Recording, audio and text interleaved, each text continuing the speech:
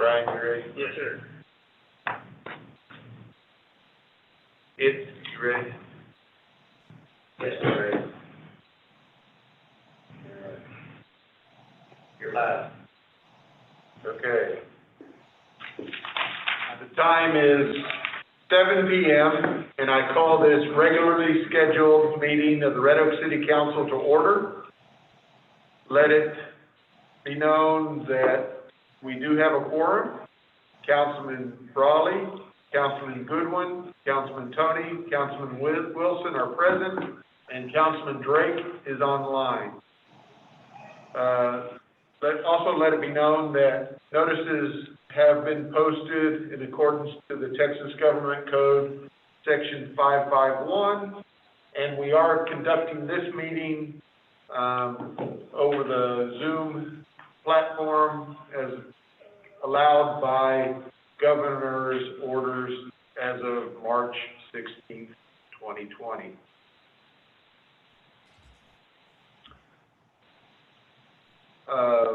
Councilman Wilson, can you lead us in the invocation, please? Our eternal Heavenly Father, Lord, we come with thankfulness in spite of all the things that are going on. Lord, we thank you that we have this people that will do those things necessary to make this government work. Father, I thank you for these individuals and the things that they do. I pray that you'd give us wisdom to be with our mayor and our council and all those officers that are here. Father, be with our city as we continue to grow, that we can do it in a way that's not only pleasing unto thee, but that is a better way of doing things. Father, we do thank you for the blessings. We thank you for this country. Father, please be with us. Give us enlightenment from on high. We pray this in the mighty name of Christ Jesus, our Savior. Amen. Amen. I pledge allegiance to the flag of the United States of America, and to the republic for which it stands, one nation, under God, indivisible, with liberty and justice for all.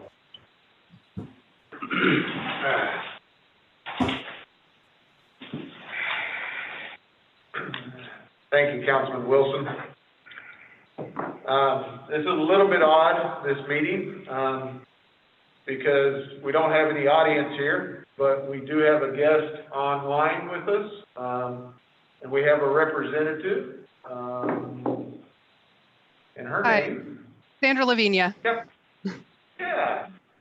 Glad to have you. And Pleasure. the reason why this is so important is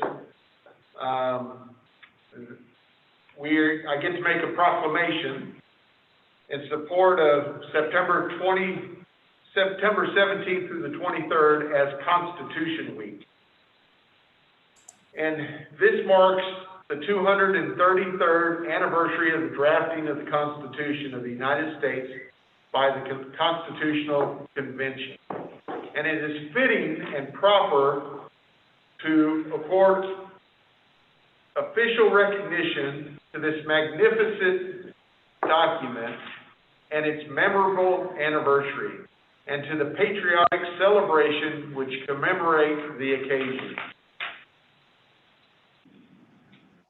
By virtue of the authority vested in me as mayor of the city of Red Oak, and on behalf of the city council and citizens of Red Oak, I hereby proclaim the week of September 17th through the 23rd as Constitution Week, and ask our citizens to reaffirm the ideals the framers of the Constitution had in 1787 by vigilantly protecting the freedoms guaranteed to us through this guardian of our liberties, remembering that lost rights may never be regained.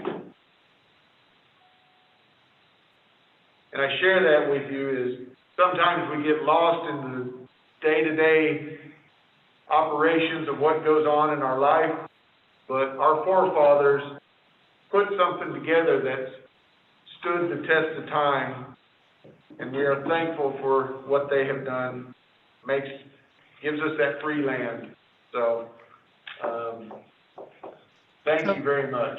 And really do appreciate, on behalf of Autism Trail, really do appreciate you making this proclamation. And Mayor Stanfill, just letting you know, you will be receiving a certificate in recognition of outstanding work in upholding and promoting the ideals of the Constitution of the United States. So really do appreciate the work that you and your council do. Thank you from our council to you, and thanks for being here for us to be able to share that. So, thank you.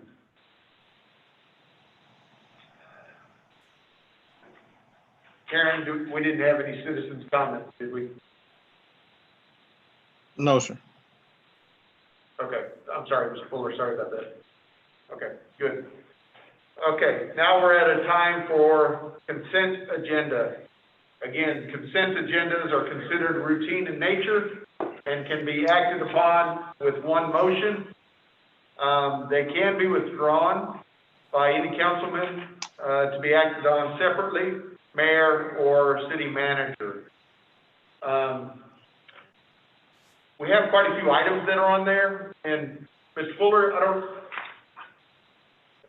I think I'd like to have some kind of recap just to keep us all on the same page. I think that helps, and maybe Brian might be able to talk to some of these, or Mr. Hartman, since they're here, if you're having a hard time. But for the most part, I think everybody's okay with the minutes. I guess the ones that I thought I needed a refresher on were the Crystal Lake, the changes on Crystal Lake, number 7. And then also number 8, the changes for the Ted Zeta. Here. And then, council, was there anything else that y'all had concerns about, or just clarification on? Not here, Mayor. No, sir. No, sir. Those two were the ones. Yeah, so just what the update, those two were? I'll start with number 7. So consider approving revised date for preliminary plat for Crystal Lake being 90 lots and 4 open space areas totaling approximately 86 acres as the Robert A. Lamont survey in the city of Red Oak, case number P20-010, requested by Craig Smiley. So our preliminary plat, I'm sorry, let me back up. This was zoned originally back in 2017. They immediately did a preliminary plat, and then they which was approved, and then they put the project on hold. And per our ordinances, the preliminary plat only is valid for 2 years. And so when they came back this summer and said, hey, we're ready to go, and I was like, great, your preliminary plat expired last month. So all this is that everything is exactly the same, Okay. except there's a new date on it. Okay. So instead of 2017, it's now 2020. Okay. Good, council. Okay, all right. And number 8? Number 8, consider approving a revised phasing plan for the preliminary plat for Meadow Ridge being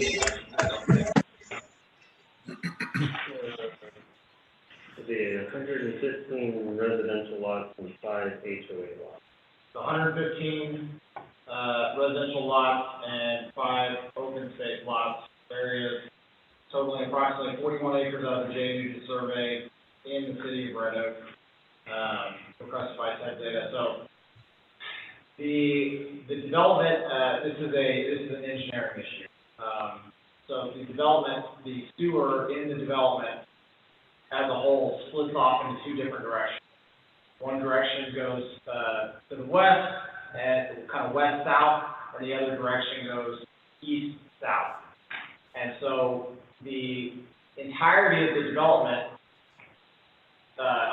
so like I said, one side goes left, one side goes right. So the left side that goes into Harmony already has the sewer stub available, because the Harmony subdivision has already been built, and they left the sewer stub from their original development, so they can tie on to that. the gravity flow that goes the other direction, east and south, that development has not been built yet, and that's the Summerwood development. I don't know if you guys remember that from last summer when we did that development plan and their zoning. This is just a case of, chicken before the egg. They go, but Summerwood hasn't come in to do their work yet, so they're not ready to go. So all that's happening is they are going back, because we went ahead and final platted the entirety of the development in one phase. But again, this is kind of like an administrative thing where they want to move forward with the phase that has sewer available, but because they didn't specify a phasing plan on their preliminary plat, they technically need to redo the plat. And so what we're having them do is redo the preliminary plat to show phase one that has availability of sewer, and then phase two, which will be done in the future once the basic subdivision develops and brings the sewer up to that.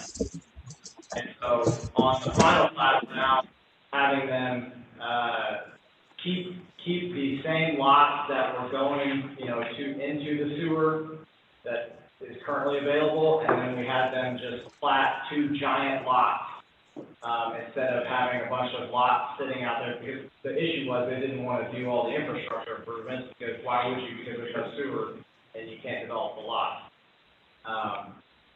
So it's really kind of clerical in nature, and just making sure that we, from a city standpoint, we don't have platted lots sitting out there that don't have infrastructure tied to them, because technically, you could sell them individually when they're platted out like that, and we don't want people just buying lots that have no infrastructure. Okay. All right, makes sense. All right, so now I'll entertain a motion Mayor, on the. Yes. Mayor, I'd like to clarify and maybe discuss a little bit on number 9, the state of emergency. So one is a clarification in your packets. The new orders expire on October 12th. Nothing has changed in them other than the dates, but we did go back and revise that to October 13th because our council meeting actually will be on the 13th, on that Tuesday, because of the Columbus holiday. So it won't be on the 12th, it'll be on the 13th.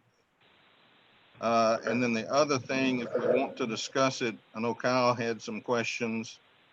He's going to have to start preparing for the fall festival, assuming we're going to go ahead and have that. But at this point, we're still in the middle of the pandemic, and we really don't know that that's a great idea, but wanted to kind of get council's thoughts on that as well. Don't look for me there. Okay. So I guess council, what Mr. Fuller is saying, that you're okay with the changing of the date to the 13th, makes it corresponds with our meeting date. And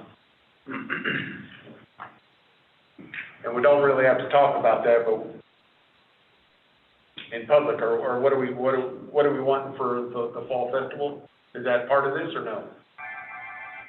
Yeah, so we can actually cover that under the parks reports too, because we don't need, a full action item. We just need to take y'all's temperature and see what you are thinking to give us some direction on it. At this point, staff is thinking we want to cancel it, but we wanted to make sure that council was good with that. But no actual action will be required on it. All right. Entertain the motion to approve the consent agenda. So moved. Councilman Wilson. Quick second. Councilman Brawley. Those in favor? Aye. Blake. Wilson. Aye. Aye. All right. 5-0. As far as this festival this fall, I'd be real concerned, because I think that we're probably gonna have a little spike with this stuff as the flu season comes along. And I'd be more in favor of shutting her down. All right, well, we will bring that up, Mr. Kelly, make sure you bring that up when we talk about parks. Oh, well, All right. yes, sir. Okay, thank you. All right, regular business. Item 10, consider adoption of resolution number 20-047R, waiving the sports license fee for football, $1,000, and for soccer, $2,000 for the 2020 fall season, providing a repealing clause and providing a severability clause and providing an effective date. Mr. Kelly. Yeah, I'd like to ask the city council for basically forgiveness of the payments for the fall. Our football league has had about a 50% participation rate, and they're having trouble raising funds. And our soccer league, although they're doing a little bit better this fall than they did last year, they were one of the few associations around in the area that gave back 100% of the money plus whatever fees were associated with the convenience fees for credit cards back to the people in the spring. And so they're already at a deficit right now starting in the fall. And it would just be a very kind gesture to waive those during this time in order for them to be stable. Thank you, sir. Council, any discussion? No. All right, entertain a motion to approve resolution number 20-047R. So moved. All right, that was Councilman Tony and Councilman Goodwin. I'll get to you, Councilman Drake, in just a second. Those in favor of that? Aye. Aye. Goodwin, aye. Raleigh, aye. Great, Aye. great, that's 5-0. Please let them know. Certainly will. Thank y'all. Thank y'all very much. Item 11, adoption of resolution number 20-048R, designating an official and alternate newspaper for the city of Red Oak. Mr. Fuller, you want to handle that? Dana or Karen actually handled that one. I will tell you right now, our official newspaper is the Waxahachie Daily Light, which they publish, I believe, twice a week. And our alternate newspaper, I believe, is the Waxahachie Sun. Both of those did submit bids again this year. I don't know that we were trying to figure out if we could tell how many actual free articles each one of those printed, but going back for a full year through all those three newspapers, I don't think we were able to get a final tally on that, but we did get articles in each of them. So I don't think that we have had any problems from the newspapers that we have currently. And I think the pricing is about the same. Is that right, Karen and Dana? You're muted. That is correct, Todd.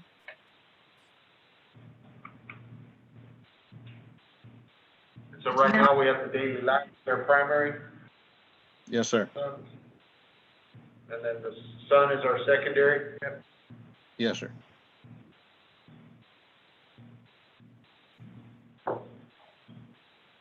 Council, any concerns?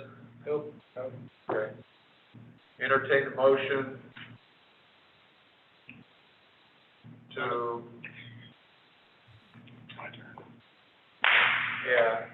approve resolution number 20-048R, designating the official newspapers, the Waxahachie Daily Light, and the alternate as the Waxahachie Sun. So moved. Right, Councilman Wilson. Second. Councilman Goodwin. Any other discussion? Those in favor? Aye, Goodwin. Raleigh, aye. Tony, aye. Drake, aye. Great, 5-0. Thank you. Item 12, conduct a public hearing and considering approval ordinance number 20-030, amending the specific use permit, SUP, to allow for an accessory structure to be generally used as a garage/workshop and to be located at 214 Crump Circle, City of Red Oak, Ellis County, Texas, case D20010, requested by Jose Tello. Mr. Hartman? Or? Yeah. Technical. Apologies. Okay. Mr. Tello, we gotta wait just a second, okay? Well, while we're figuring that out, I'll go ahead and talk. The next two cases are both about SUPs for garage workshops, and we've had several of those lately. You may remember in the packet, talked about that even though both of these are metal, and we did have one case where someone, they did a thin brick on the front. The thing was, they were only like 150 feet from the road and about half exposed, from the street. And with these other two cases, they're set back way further and are way more obscured by house, fencing, tree line, that kind of thing. And so for the first case with Mr. Tello, the Planning and Zoning Commission talked quite a bit about the site, but seemed to ultimately recommend that, given he's taking down kind of a shacky looking barn structure and is gonna replace it with a nice metal sided windows and doors, garage workshop, engineered foundation, has to meet building code, all that stuff, but it's set back more than 400 feet from the street and hidden behind trees and such. So kind of in a nutshell, that's that case. And I'm still learning how to Zoom, so let's see. So that's, we're gonna talk about both these, that's 12. Yeah, this is the first one, yes, item 12, the Tello case, that was on, 14 Crump Circle. So, I believe, so they're able to see this one? Tello, T-E-Y-O. Okay. Tello. Tello. It's Y, not Y. Tello. L-L is Y. Okay. That's why it's OP and not OL. Yeah. But you try to tell somebody that, they go, hell, he doesn't know where they're at either. When the guy's got a shop on it, he won't even say it, oh, go Miller. So this is, Mr. Tello's, house, as it is now, and where this red arrow is pointing is where the, current structure is. Again, it's kind of more of a shack shed type deal, and a good portion of that's going away. So really, only the part that you can't really see behind the trampoline is what you would be seeing. This is a vast improvement over what he's got right now. Yes, sir, yeah, and that's what P&Z felt. And, and again, there's trees, and most of it's hidden behind the house. And, the surrounding area also has some, metal type garage workshops as well. Even his neighbor's house is metal type.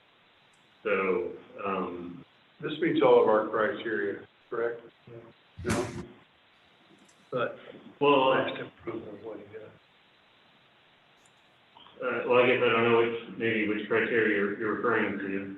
Well, It is consistent with the zoning ordinance as allowed by PD in Ranchette Estates. okay, Okay. well, that's, Usually gotta have the same brickwork or whatever it is. yeah, well, I mean architecturally, but this, I'm talking about the physical part of this. But this is different out of Ranchette Estates actually allows metal buildings in that specific zoning district. The other zoning districts in town require the structure to be matching the main structure. But I believe in the Ranchette Estates, it is the one that is not required. It does allow metal. out there too. So that's all within the criteria, and everything's okay with you, right? Okay, then, why are we having this problem? We're not, we're just getting background information. Oh, Okay? So you want to go ahead and talk about what is that? Well, I think that pretty much sums it all up. Okay. All right. So this is a public hearing. So I'll open the public hearing at 7:25 PM. Is there anyone who wants to speak for or against this? Mr. Jose? Teo? Yes, sir. We You hear like me? what you brought in front of us. I assume you're for this, right? Can you say again? I can hear you. Yeah. Yeah, I assume that you want this building to be built, correct? Yes, yeah, I do want it. Yes, we need it. All right. Thank you. Anything else you want We to are say? we are so excited to build it. You know, my kids are waiting for a couple of years already. So we are so excited. Good. Well, we hope they'll have a good place to work on cars or whatever. All right. Anyone against? Do we have any comments from neighbors or anything? there were only questions about, I guess, using the term workshop elicited a concern about commercial. So just had to clarify for people, no, that we just mean like garage workshop, like you work on your stuff, repair a tool or whatever, not a commercial activity. All right. Entertain a motion to close this public hearing. All right, Councilman Goodwin? Second. Councilman Gray? Those in favor of closing this public hearing? Tony, aye. Goodwin, aye. Brawley, aye. Wilson, aye. Drake, aye. That's 5-0, okay. All right, any other discussion, council? All right, I'll entertain a motion to approve ordinance number 20-030. Moved. Councilman Wilson, Second. Councilman, Goodwin. What's his name? Those in favor? Tony, aye. Goodwin, aye. Brawley, aye. Drake, aye. Great, 5-0. Item 13. Thank you, sir, it passed. Item 13, conduct a public hearing and consider approval of ordinance number 20-031, amending the specific use permit to allow for an accessory structure to be generally used as a garage/workshop and to be located at 1225 Pratt Road, Red Oak, City of Red Oak, Ellis County, Texas, case Z20014, requested by John Morning. Mr. Gensel. Where the hell is this? On this eventually, so this is similar case, another SCP for garage workshop from Mr. John Morning. This one was set back, I believe around 250 feet, mostly hidden behind the house. P&Z recommended to approve it, also metal siding, again, as Mr. Fuller said, it's in the Ranch District. P&Z though did, request that his 7-foot fence and gate, be kept and maintained at that kind of same performance level, just to ensure that you're adequately kind of obscuring the view of the structure. This north of Ovilla? Sorry, sir? Is this north of Ovilla? Yes, sir. You have a map on it? So I think, council, we received a different, in our packet, we have another, packet that was emailed out, I think. Is not this one, or is that the other? That was for the last item. Okay, that was for the last item. Okay. Thank you. All right, so this is in our packet. And so this would be kind of in the northeast corner of Pratt and Ovilla. People are looking for a better idea of location. And, again, so the gentleman's house is right here. This is the fence in question. Y'all can't see my mouse. Okay.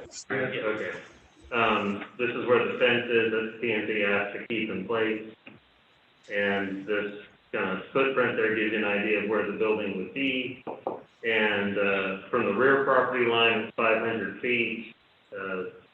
And side's a bit closer, but, again, throughout that whole area, you've got these kinds of structures. And again, it's the garage workshop, the tinker on a car kind of deal, not commercial. And same concern when people called was assuming it was going to be a commercial activity. Just kind of going with the standard set of plans, going with the green just because it helps hide it behind the trees a little better. Very, just simple, straightforward plan. And, again, it has to meet building code, has an engineered foundation. This is a fence, that P&Z pointed out to keep the house, hide the view of the structure. So, those are the highlights. Great. All right, this is also a public hearing, and the time is 7:31. I'll open that public hearing. Mr. Morning, are you online?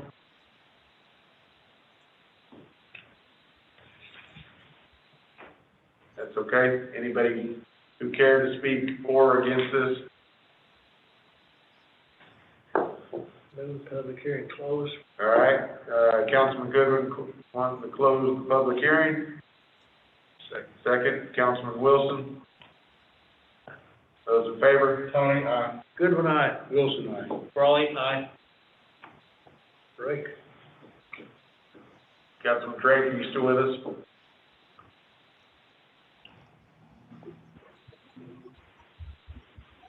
Y'all see? I can see. Guy. All right, that's 5-0, and that time is, 7:32. All right, any other discussion? Yeah.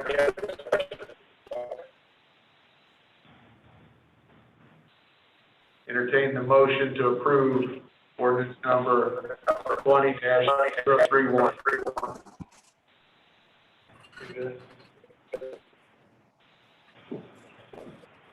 Okay. I'll move. All right. Councilman Goodwin. Councilman Drake, and Councilman Mumbling there.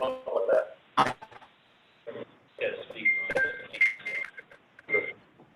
Those in favor? Tony, aye. Goodwin, aye. Raleigh, aye. Drake, aye. Great, that's 5-0.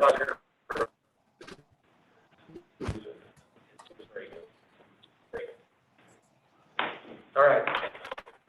Item 4, conduct a public hearing, consider approval of ordinance 20-3032, amending the development plan for the residential portion of Planned Development District, PD 66R2, generally known as the Oak Pond Park subdivision, being approximately 128 acres in the Edmund Shirley Survey, abstract number A-1031 in the city of Red Oak, case Z20015, requested by Casey Hargrove.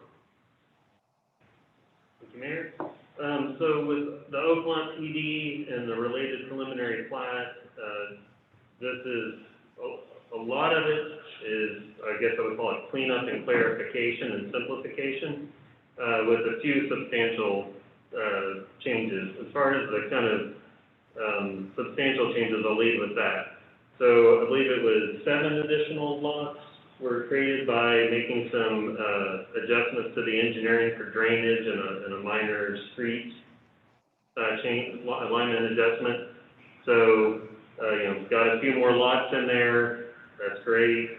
Again, reflected on the preliminary plat. Another substantive change would, I guess, be the removal of the middle pillar for garage doors.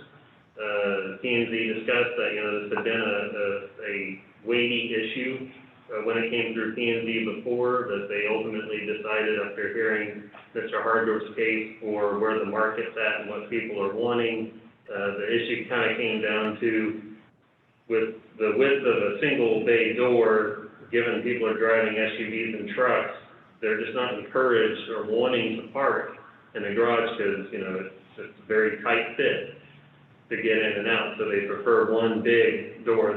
People find that easier to get in and out. And just as an aside, I do too. I drive a 4Runner. I've got like 2 inches on each side of my side view mirrors trying to go through a single myself. And then, I think as far as the other substantive change would be that the staff recommended to the applicant, as well as the P&Z, that where the lift station is for the sewage, that be a masonry wall. Mr. Hargrove would prefer to do the fence instead.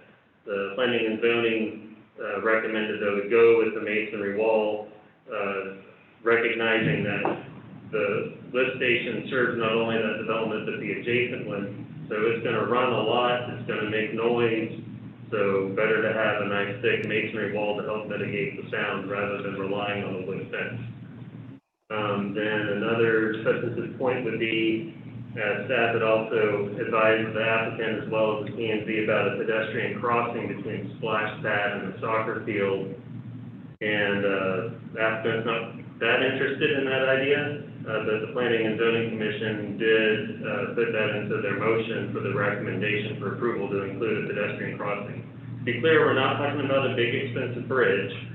We're talking more about a crossing, kind of, I guess, almost like a sidewalk over a culvert. Yeah, there's a creek in between the soccer, I'm sure you guys know, there's a small creek that runs in between the splash pad and the soccer field on the site. And so we just wanted a way for people who are utilizing either or to be able to walk across back and forth. The thought is kind of, you got kids out there on a hot day, your 7-year-old playing soccer, but the 3 and 4-year-old want to go to the splash pad, mom can just walk them across the creek instead of having to go around and get on the street on the sidewalk. It's just a straight, 50-foot, 75-foot walk over to the splash pad that you've got to cross this creek. And so instead of doing some pedestrian bridge where you've got to have the bottom stringer of the bridge, out at 100-year elevation of the water, we instead would probably be fine with just a low water crossing.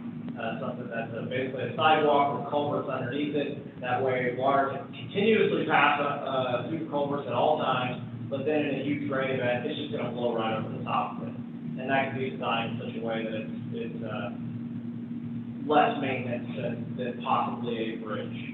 I appreciate Mr. Hartman's consideration, Mr. Hargrove. He put $1 million in that park out there for the city, and I don't think we ought to jack him up anymore. We got him up. Thanks, Ben. Appreciate it. Yeah. And so those are your substantive, more weighty changes. The other stuff that I would call simplification, clarification, would be on the dormer. There had been confusion if masonry was meant to be on the dormer, so we clarified that was not the intent at P&Z. So no masonry needed on the dormer. Then the document itself, at one point it said 712 roof pitch, the other point it said 812, so we're going with 812 according to P&Z.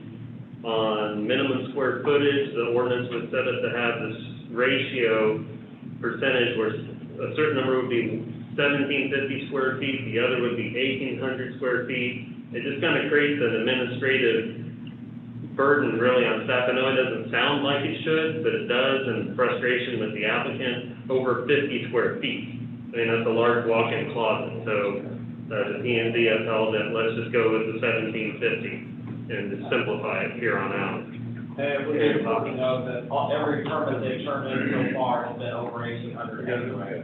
So I think what I've been told by previous developers and home builders is they like to just put up a sign that says, homes starting at XX price, and that's for the 1,750 square feet, but then they don't even offer that floor plan.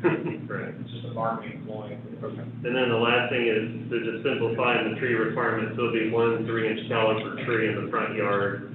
And with, roughly with 70 foot lot spacing, I forget. Yeah, 50-foot lots, so in the original PD, it said one tree required per 100 square feet.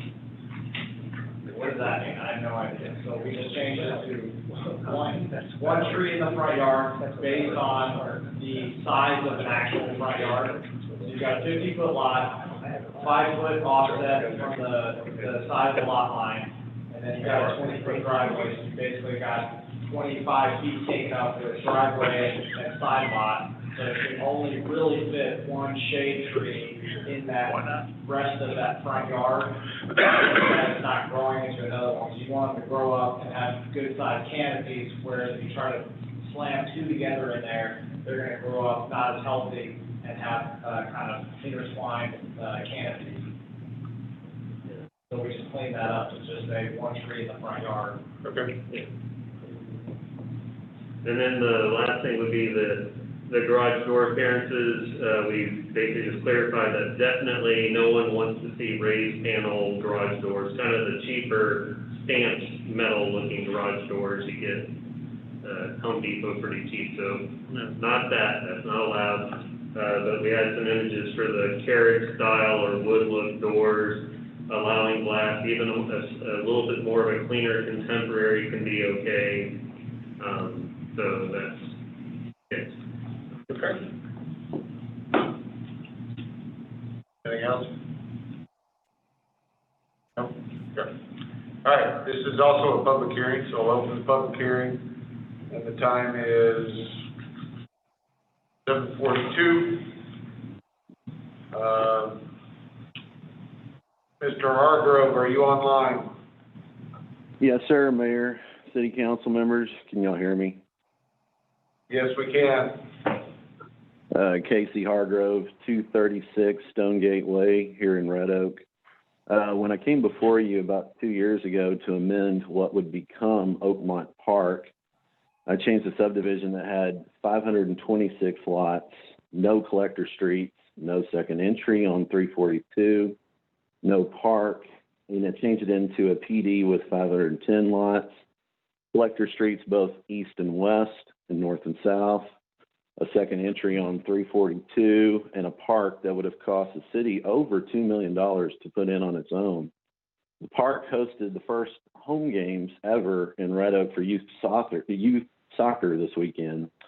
And I also stated at that meeting that I thought I could upgrade the quality of the builders in this project with the new zoning that focused on the front entry, increasing the backyard space. And I'm happy to say that I exceeded my expectations on that, as I was able to get two builders that are known for quality high-end homes to come down to Red Oak. And in both builders' cases, this is their first subdivision in this entire area. I was able to get them to integrate throughout the subdivision with their two different styles. There is quite a lot of differentiation along the streetscape as a result. Both of these builders are selling homes at over $150 a square foot. Now that we have fully calculated the drainage of all the lots, we know the full size of the detention pond. In fact, we're going to add a second detention pond right next to the current one and loop the trail around the second one and connect it to the existing. The finalized pond size gave us some extra room that we would have allowed up to 16 new lots. But we decided to increase the lot sizes on several lots. We straightened out some streets. Then we added an entry feature on the second entry on 342. So this amendment would add 7 lots, bringing the total to 517, but still below the original 526 number. This new amendment also removes the 1/3 garage column. And speaking with the sales associates out there, about 10 to 15% of the new home buyers want the new garage column, and the rest just don't think that they will park their cars in the garage if they have that column. This 1/3 column rule that was arbitrarily chosen would force many buyers to have columns that didn't want them. And so whatever aesthetic value that the column might have offered would be erased by the cars parked in front of the garages.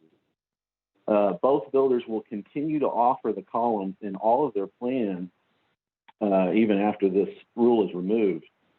Every step of the way, both for the park and the subdivision, I've done everything that I can to maximize the value, the aesthetic look, and the quality and sustainability of this project, many times at my direct expense. This amendment is in tune with that philosophy, and I hope you consider approving it. And I would agree to the crossing and the screening of the lift station, what they were talking about. But I want to keep it at 1750, even though all the plans they're doing are 1800 above, mainly because I promised them that, and that was part of the original deal. That was the minimum house size. Just to make it clear, I want to leave that in there just because that's what I promised the builders. And on the garage panels, I think more specifically, short raised panels is what we want to do away with. There's such a thing called long raised panels, which I think actually can look pretty good. So I think we would be banning the so-called short raised panels, to be more specific. So anyway, thank you. Thank you, sir, very much. Was there anybody else that's online that wants to speak for or against? Move it close, sir. You don't get to move that yet. All right. Now, I'll entertain the motion to move to close it. Councilman Wilson. Councilman Goodwin. Those in favor of closing? Tony, aye. Goodwin, aye. Wilson, aye. Raleigh, aye. Councilman Drake? Aye. Great, thank you, 5-0. All right, so the best that I heard, he's agreeing to keep that masonry, he's agreeing to work with y'all about getting a low water, cross over that creek. He's agreeing that he likes the 1750. I don't know about that garage panel difference between the low versus the high resolution. It's the first I've heard of that distinction, so I don't know if that you know. I think I know what he's talking about. So basically, you go to Home Depot and you can say, give me the cheapest garage door you've got. It's got just small squares that are only 12 to 18 inches wide. I think what he's referring to are the longer panels. It's still a stamped garage product. It's just got a longer panel on it. So if you're seeing, just a steel garage door that's got the little stamped squares on it, the short ones they're going to have maybe like 10 across, or whatever that works out to. Versus the ones I believe he's talking about have just 2 across, so they're 2 long stamped panels instead of the 10 short little panels. Okay. Is that something we can leave staff to work out? Yeah, if we go by the pictures, the pictures are clear, right? The pictures that we said we don't want are the short, what he's talking about is the short panel. Then the long panel would be, as long as that's not.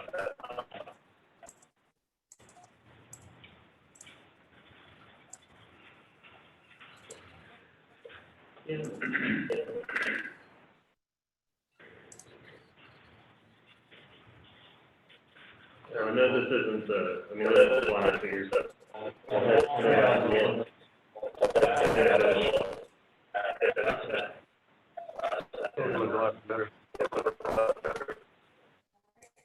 Yeah, so this is actually a short panel one. So if you can imagine, the window one we were saying.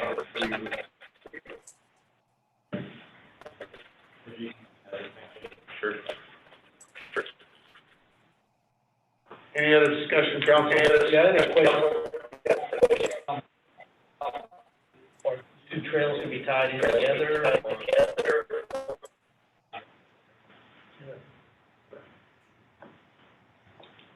Councilman Drake, I think you're talking, you may have had a question.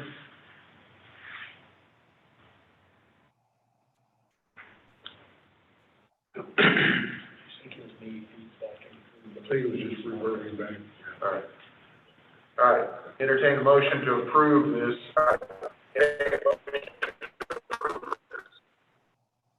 So moved. Okay, Councilman, Wilson, Second. Councilman Foley. Mayor, All right, Mayor,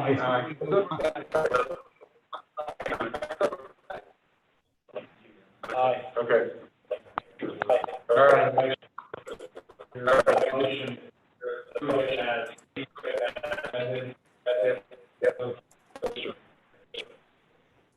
that's what, you're asking. The motion was to, approve, as P and Z had recommended, which is all the items we just discussed. Ben, this is Bob. There seemed to be a question about what Mr. Hargrove was asking. I want to make sure that the council approves the ordinance that includes or does not include that request on that tie-in. Everybody needs to mute Mr. I'm sorry, can you Tell everybody to repeat that? mute.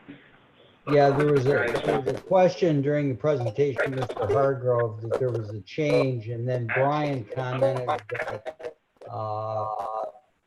that seems to be different than what the P and Z wanted. I just want to make sure the ordinance reflects what the council actually wants to approve and make sure that that request is included that Mr. Hargrove mentioned.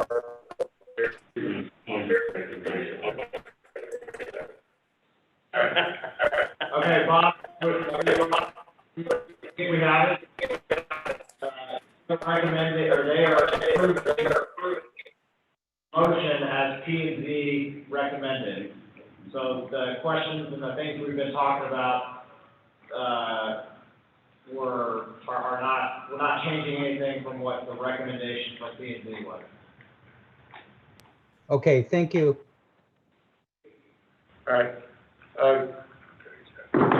Councilman Drake, whenever you're not talking, if you'll mute yours, we think it's coming through your mic. Okay, so I think that was 5-0 passed.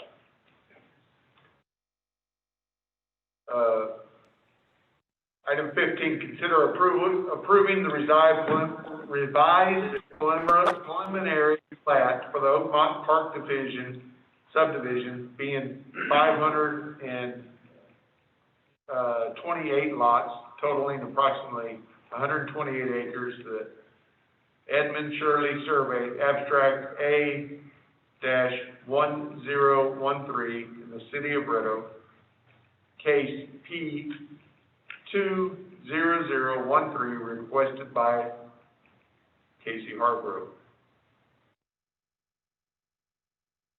Don't want to talk too long.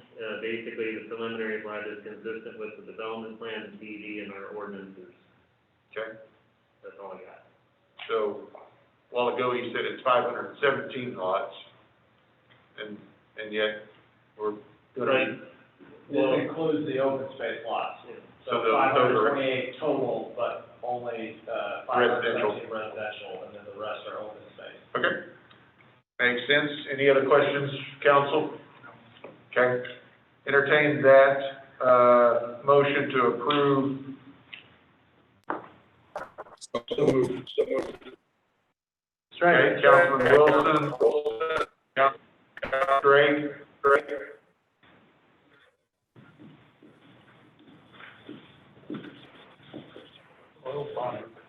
Ms. Fuller, was that you talking? Just feedback, boss. Okay, I'm sorry. Those in favor? Aye. Goodwin, aye. Raleigh, aye. Councilman Drake? Aye. Great, that's 5-0. Before we go on to item 16, Mr. Hargrove, again, I'd like to say thank you for, what you've invested into our community. That's a great project that's out there. I do too also agree that you've gone above and beyond. We sometimes it can get so frustrating, but, you've turned out a great product out there, and, just thank you for your local community support. It's selling like hotcakes there. All right. Item 16, conduct a public hearing and consider approval of ordinance number 20-033, amending the development plan for Plan Development District 106, PD 106, for approximately 179 acres in the John Spoon Survey, abstract number 1014, and the Alfred J. Park Survey, abstract number 850, City of Red Oak, Ellis County, generally located north of Willow Road, Farm to Market 664, and east of Houston School, case Z20009, requested by Compass Data Centers. The original PD was already approved, so this is just part of that process as they desire to construct and build out in phases. They're bringing back to the P&Z and the council approval of their development plan. So what they've got now are, they previously approved the 2 Thunderbolts, so next to those are Moonrakers. And how cool is it to get to be able to say that as council meeting? And so these 2 giant Moonraker buildings are about 220,000 square feet each. They're big. The applicant and staff worked with the fire marshal and fire chief on ensuring, that we certainly address our health, life, safety, and emergency access issues. Other than that, it's consistent with the PD, and I think we're all pretty excited about what they're bringing to us. So with that, I'll take any questions. P&Z recommended approved 5-0. Council?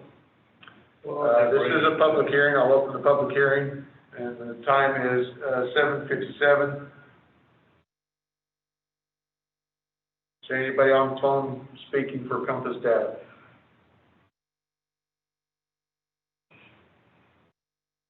Anybody speaking against Compass Data?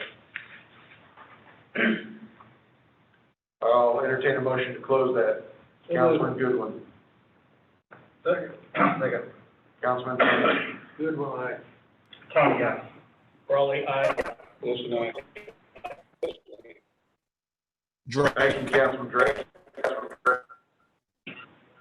That's 5-0. All right,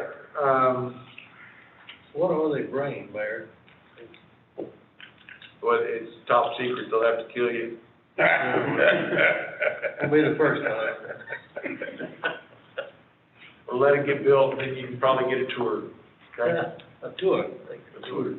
All right, entertain a motion to approve ordinance number 20-033. So moved. Councilman Wilson. Second. Councilman Brawley. Goodwin, aye. Drake, aye. Those in favor? Tony, aye. Wilson. Raleigh, aye. All right. 5-0. Item 17, consider approving a revised preliminary plat for Compass Data Centers being 2 lots totaling approximately 87 acres out of the John Spoon and Alfred J. Park Survey, generally known as Phase 2 of the Project Cardinal in the City of Red Oak, case P20008, requested by Compass Data. And so this was a revised preliminary plat. They just had to make a small lot line adjustment, moving it about 5 feet. Otherwise, it's consistent with development plans, PD, ordinances, all good. P&Z approved. Okay. Entertain that motion, council. So moved. Councilman Brawley. Second. Councilman Tony. Those in favor? Wilson, aye. Goodwin, aye. Raleigh, aye. Drake, aye. All right, that's 5-0.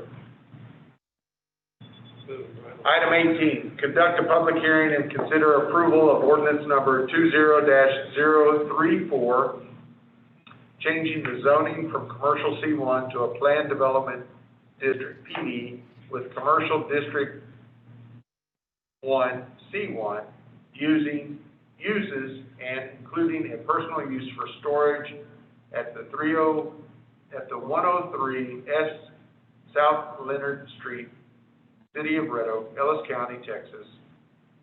Case C 20013, requested by John Ray. Mr. Harper, or Mr. Gibson. Okay. All right, I'm trying to get my screen sharing going here, because I want to get there. Somebody put so much information in that packet. Okay, so, yeah, just in case people aren't familiar with the area, let me get to a satellite map here. So, you know, our downtown is over here, so to the west is Leonard Street, and the subject property here, there's currently kind of a metal shacky building. It was used for some major auto repair, stuff like that. Hadn't really been kept up that well. And the applicant, Mr. Ray, bought the property with the idea of fixing it up. And of course, we had to talk about addressing some issues on the zoning side. One of them was just, you know, you saw also in your packet a picture of one of the automobiles. You know, he's doing kind of like basically museum quality level automobile collection storage there. So it's a personal use. And while, I mean, normally it'd probably be fine interpreted under almost like either a office showroom or a museum type of use, since it's personal, not commercial, and then there's also just you know, doing the metal siding as proposed and that wood fence, it just seemed like it was prudent to be fair to the city for what we're looking for and fair to the applicant, you know, his property, to just find a way to just work it out, that you can have a personal use for an automobile collection, but that, you know, you're fixing up the joint, as it were. And so he's investing a considerable sum of money to dramatically reskin the building, redo the inside, adding a little bit for kind of a kitchen, office-like area that's just meant for practical use. He's also proposed on the back side a future building for storing even more cars. And so the P&Z just kind of walked through that on the aesthetics. Let me see if I can get to that. Bear with me, I apologize. Somewhere there's a pretty picture. Where's this located? Back behind the old water tower, off of Water Street. Okay. So, he's putting all new siding, giving it a brick wainscot, you know, at the bottom to try to dress it up, and some decoration. There would be a wood fence he's proposing around the side, and the P&Z seems okay with that, because you're talking about a board-on-board, high-quality cedar fence, stain, seal, that whole 9 yards. And there's some residential around it, the quadplex on the back side of the house to the north. But, you know, I guess from a planning perspective, and we talked about this at P&Z, this is what we call incrementalism. You know, this would be viewed as kind of a rather significant upgrade for that lot and that building. You know, and as far as the use goes, while the ordinance does allow for C1 uses, they're obviously going to be limited because you have limited parking, especially if you put in the second building. So, you know, the C1 uses would be very limited. It's not like you could feasibly say to a restaurant. You'd never have the parking for a restaurant. So we didn't go through the process of crossing out a bunch of C1 uses. We just left it as C1 uses as amended, just for simplicity's sake, because parking can dictate what you can do. P&Z did want to make sure it was very clear that, you know, they don't want someone living there at the same time. You know, it's not to be used as a resident and a place for your personal auto collection, so they didn't want to see that. They didn't want it to become like, at least at this time, you know, again, trying to think of how to protect the community. It's like, well, it's also not allowed, say, renting it out for special events. You know, I mean, maybe one day that might be a great idea, but right now, let's just take that off the table, see how it goes. Well, I guess the other thing I just mentioned is obviously trying to meet the landscaping codes would be problematic. You know, the building's right up practically on the street, and, not sure where here we go. The applicant, Mr. Ray, you know, he's making the effort. He's got these concrete planters for knockout roses with an irrigation system. So this top elevation, that's what you would see from Leonard Street. So I mean, he's making the effort to try to address what he can. There's I think, two old trees on the north side of the lot between him and the single-family house, that he's gonna keep those two trees, to preserve them. I mean, one's a hackberry, I think the other was a pecan maybe. You know, just do what you can. You know, it's an old site, it was platted a long time ago. We've also got a little bit of cleanup on some platting to square up the lot, so the zoning will apply to that in the end. So with that, I think that's pretty much the highlights. And P&Z recommended 5-0 to approve. Okay. So the existing steel structure, but he's gonna tweak it, or is that old one being raised and this new one's going up? The like sort of like the bones of it, that's being kept and augmented and repaired. That's all the skin, the metal sheeting, pretty much, as far as I know, it all comes off. Okay, cool. So this is also a public hearing, so I'll open the public hearing at 8:07. Hi, Mayor. Anyone on? Hi, Mayor and Council. This is John Ray. If I just wanted to make sure all of you can hear me, I am not the best user of Zoom. We hear you, sir. Go on the crowd. Thank you. Thank you, Mayor. Yeah, I would appreciate your favorable consideration of my project. This is an older building. I think it's about 70 years old per the appraisal district. And it's in not very good condition. And I would like to significantly rehab it and to provide for really a personal storage facility. I don't intend to generate any traffic or noise or pollution. This will be for my personal use. The inside of the building will be completely air conditioned and foam insulated, and just really for my own enjoyment. So that's the plan. And I tried to address several things. I want it to look good. I want it to be a favorable addition to the city. So we tried to incorporate several aesthetic elements, the planters, the cupola on top. Mr. Genzel didn't mention, but the planters will each have a decorative light above them for some accent lighting. And I think the fence is complementary to the area. It's a transitional area with multifamily to the west, a single family house to the north, mini storage, commercial mini storage to the south. So I think it just kind of fits. It's an unusual location, and I think this is a good use for the project. I'm sorry I don't have an exciting name like Thunderball or Moonraker. But otherwise, I would appreciate your favorable consideration of the project. Thank you, sir, very much. Thank you. All right. Anyone else? Entertain a motion to close the public hearing. So moved. Councilman Goodwin, Councilman Wilson. All right. Those in favor of approval of ordinance number 20-034. Tony, aye. Gibbon, aye. Wilson, aye. Brawley, aye. Aye. Great, that's 5-0. Thank you, sir.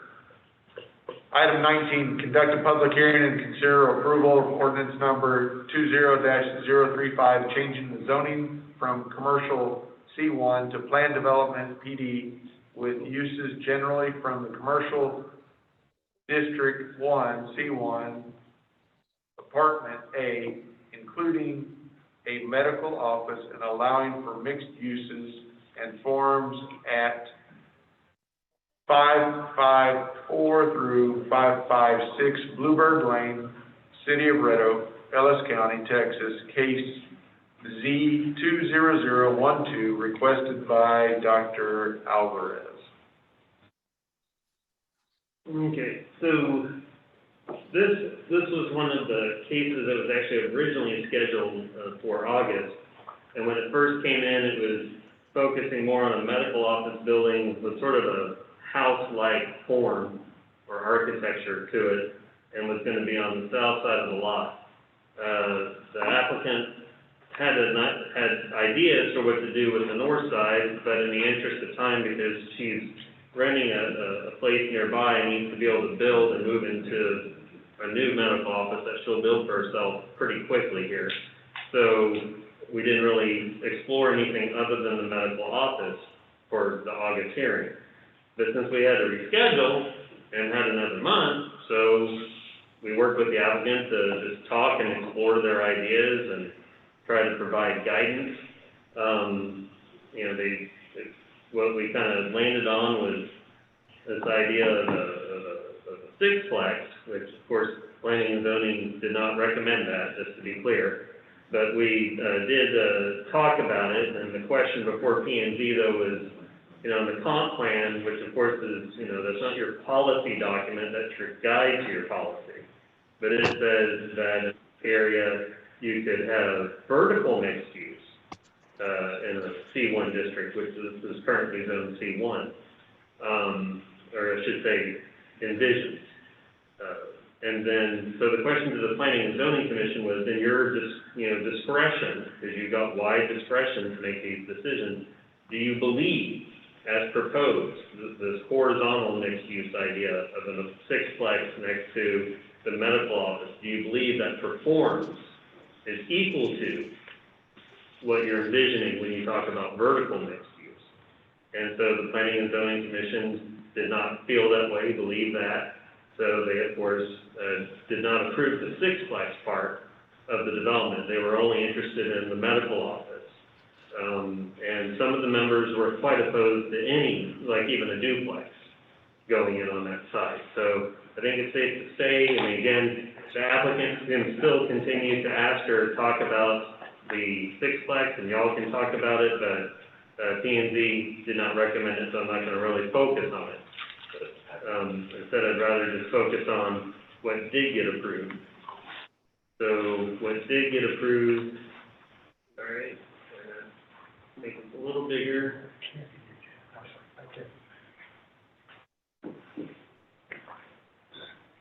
So what did get approved is putting the medical office, this would be the north side, next to the commercial development by Ovilla.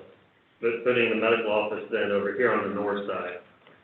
And again, there's zone C1, so one of the things they originally were asking for was to do a wood fence along both sides of the property. So there's a duplex on the southern border here. There's some single family homes here. And over here is a commercial, I think, insurance building, and they've got like a 6-foot vinyl fence that, I guess is meant to look like wood, but it's made out of vinyl. So P&Z was fine with the idea of the board-on-board cedar fence and all that, but the catch was, but your only use, though, is medical office. If you want to come in with another use, we'll listen to you, for what you may want to do, but if we're approving this wood fence, that's going to probably limit then what might be compatible, suitable uses to that site moving forward. Because by ordinance, you would normally require that masonry wall. So they were willing to make that trade-off that, okay, we'll give you the wood fence, you build your medical office, but we're not approving a sixplex for sure. And if you come in with another development for that part of the lot, or that site, just keep in mind, it's going to need to be something consistent, suitable, compatible, when all you have is a wood fence and some landscaping. So, so the only use for this is medical office, and for just this site. And then let me get you an elevation here real quick. All right, it's crossing out what was getting approved. So think here, this east elevation, this is what would face Bluebird. So it's just like a 2,000 square foot medical office building, brick wainscots, stucco on the side, shingle roof. They did for the backside that you'd never see, proposed to do, here it is, this elevation, the lap siding using hardy or something like that. But again, it would be, you know, you'd never see it.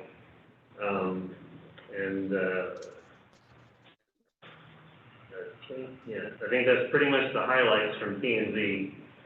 So again, a recap, medical office only as a building in this form with the elevation on that site location as shown, and providing for the wood fence instead of the masonry wall requirement, and allowing that lap siding on the back when normally we would expect to see more masonry than that.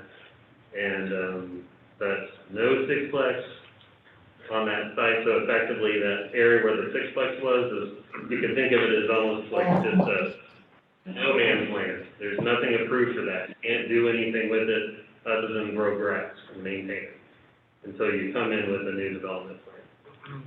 Okay. So lap siding, that is hardy? Yeah, it could be hardy, I mean, you could also do smart LP, you know, stuff like that. That's masonite?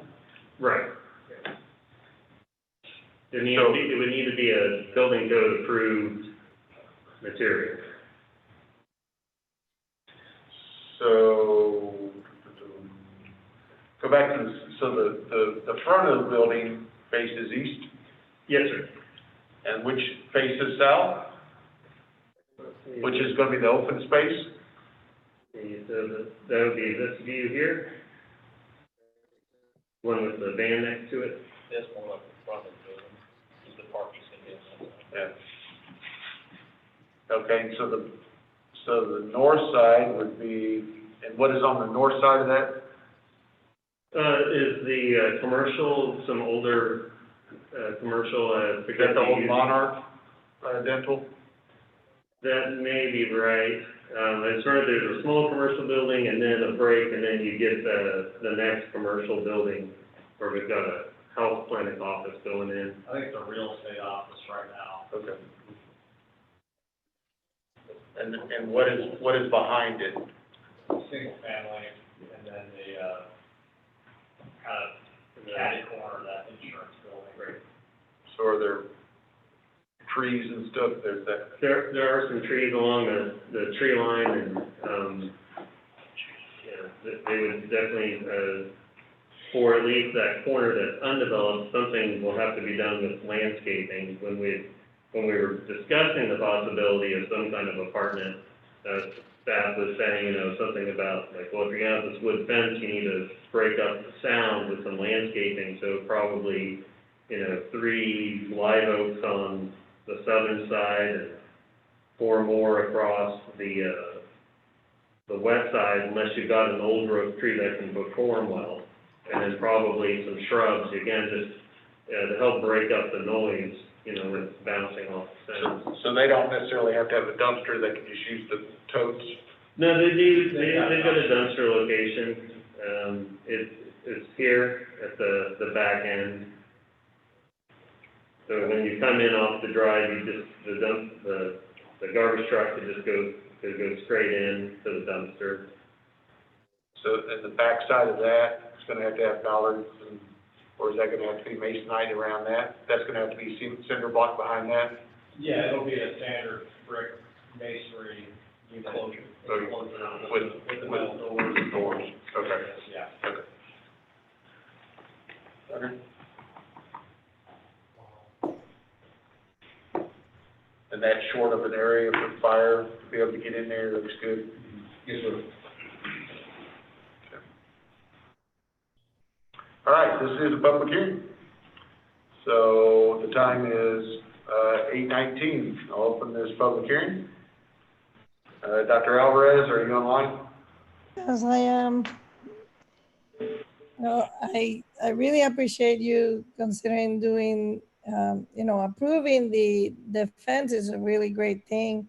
I like to just get some thoughts and some feedback on what to do with the other lot, because I'd like to know what we could do since, it impacts what you do now for later and how you do everything. I don't want to find out a year or two from now. I wish we had done this because then it would, as far as what can be done, what's your input about the other area, the other lot? If it's not the sixplex, what do you think, that it's really a win-win for the city and also for me? I mean, not that I wouldn't like to do a really huge commercial, but you know how it is right now, especially, it's like, it's almost impossible to do. We did discuss on staff and even with P&Z about doing another medical building on site. So then if you've got two, so she would have her own medical building, and then she could have another medical building to rent out to either a sister office or a sister use, as it were. But again, So, going back to what P&Z said, just not having a horizontal mix use. We did talk a little bit about, well, maybe something less intense than a sixplex for residential use. But then we just kept coming back to horizontal versus, same use or mixed use, or vertical mix. So a couple of them said, yeah, maybe we'd be okay with a fourplex if we could see the layout and the elevations, and then the other ones were like, no, we don't want to see that at all. So We have vertical mix right over on Methodist, Right. one street over. right, yeah. so Doctor, we'll have to let you work with, what's in our plan through both staff and through the P&Z. We don't have any outright ideas that we can kind of share with you in this public hearing.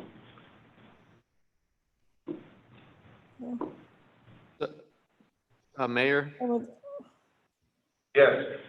hi, my name is Val Meza. I'm part of the design team the doctor has hired. I just wanted to give a brief overview of what we've discussed, if I may. Please. So just to give you a little history, the lot's been empty.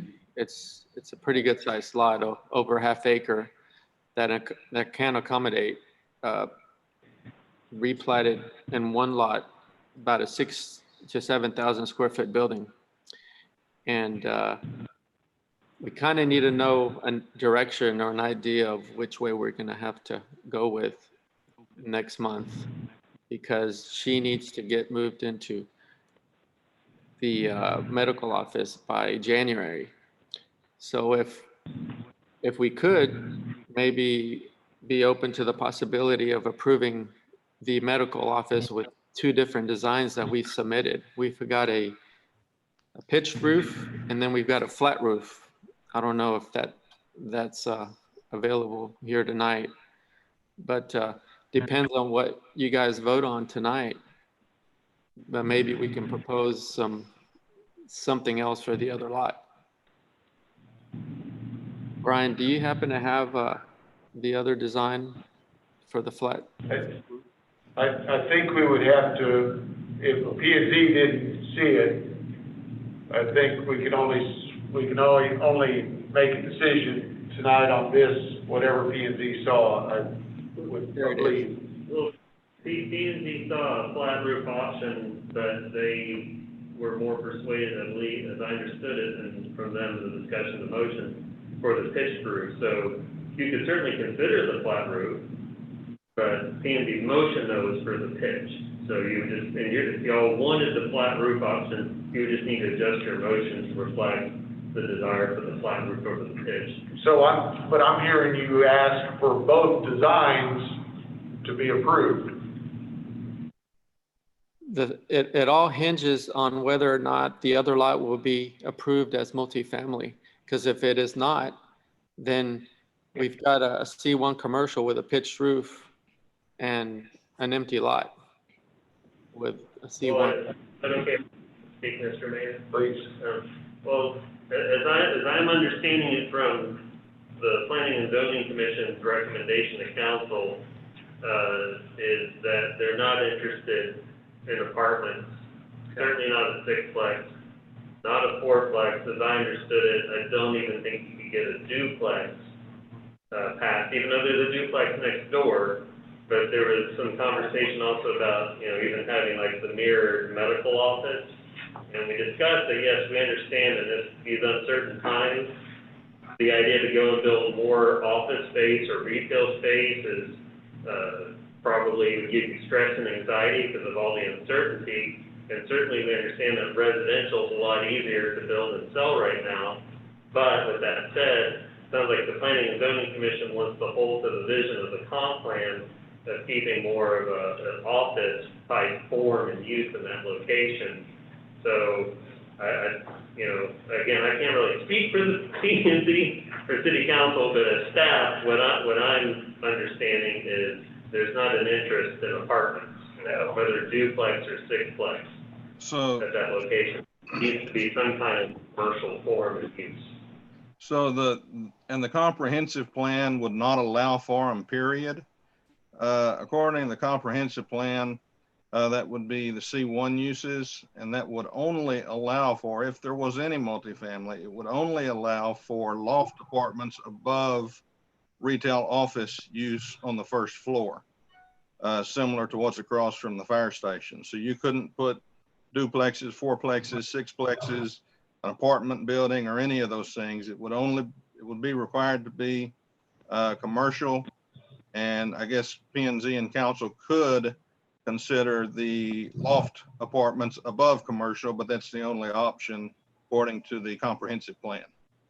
And we were only one lot away, which is 150 feet away from the medical office, for that line to be. Understand. So that's why we were asking for a rezone of a multifamily for that particular lot. Well, that would not be a rezone. That would be a change of the comprehensive plan, not a zoning change. I see. Yeah, Mayor, the comp plan would have to be amended, otherwise it's form of spot zoning if the comp plan doesn't match the zoning in that regard. So the owner would have to also apply for a amendment to the comp plan, which would have to go back through the public hearing process. So you really can't approve a residential component tonight. Okay. Mr. Mason, does that make sense? It does. Dr. Alvarez, does that make sense? All right. I'll entertain a motion to close that public hearing. So moved. Councilman Goodwin. Second. Councilman Wilson. Those in favor? Tony, aye. Goodman, aye. Wilson, aye. Crawley, aye. Drake, aye. All right, that's 5-0, so it's closed at 8:28. So, but I do understand that if we could approve both medical buildings to be built on that. You could approve the use for that second lot, and if you wanted to approve the development plan, if they had one, they would have to bring that back. But you could approve the C1 uses on that lot, and then they would bring back a development plan for what they're actually going to build when they're ready. Yeah, so essentially you can approve, what the urgency is right now is for her one office building for the doctor. And so you can approve medical building uses or medical uses, and then they can come back and do a development plan amendment just to add their second site plan for approval. And it would go through this same process. But doing this now would allow them to at least get started on the one medical building. Okay. I have a hard time getting multiple apartment houses and anything else like that past me. I don't think it's a place for it. Mr. Hartnett, what about Mr. Messa's question about the two roof types? Is that something we're even addressing right now? I don't think you need to. I think it was just an option presented to the P&Z, and like I said, like Brian said, they look towards more of the residential form than the, I don't wanna call it commercial form, but just, Pittsburgh. yeah, urban form, if you wanna call it, suburbs, so they're a little more pitched roof plan. They'd have to go back to P and Z if they change the thing to flat, wouldn't they? No, you would just be going against P and Z's recommendation. So if you wanna. You can approve whichever one you want to. Right. Okay, I like the pitch roof personally. all right. I'll entertain the motion to approve the ordinance number 20-035. Yeah, what is P and Z's recommendation? Yes, with P and Z's recommendations at this point, since that's what was hammered out. So moved. All right, Councilman Goodwin, Second. Councilman Brawley. Those in favor? Tony, aye. Goodwin, aye. Wilson, aye. Raleigh, aye. So Drake. Drake, aye. Councilman Drake. All right, great, that's 5-0.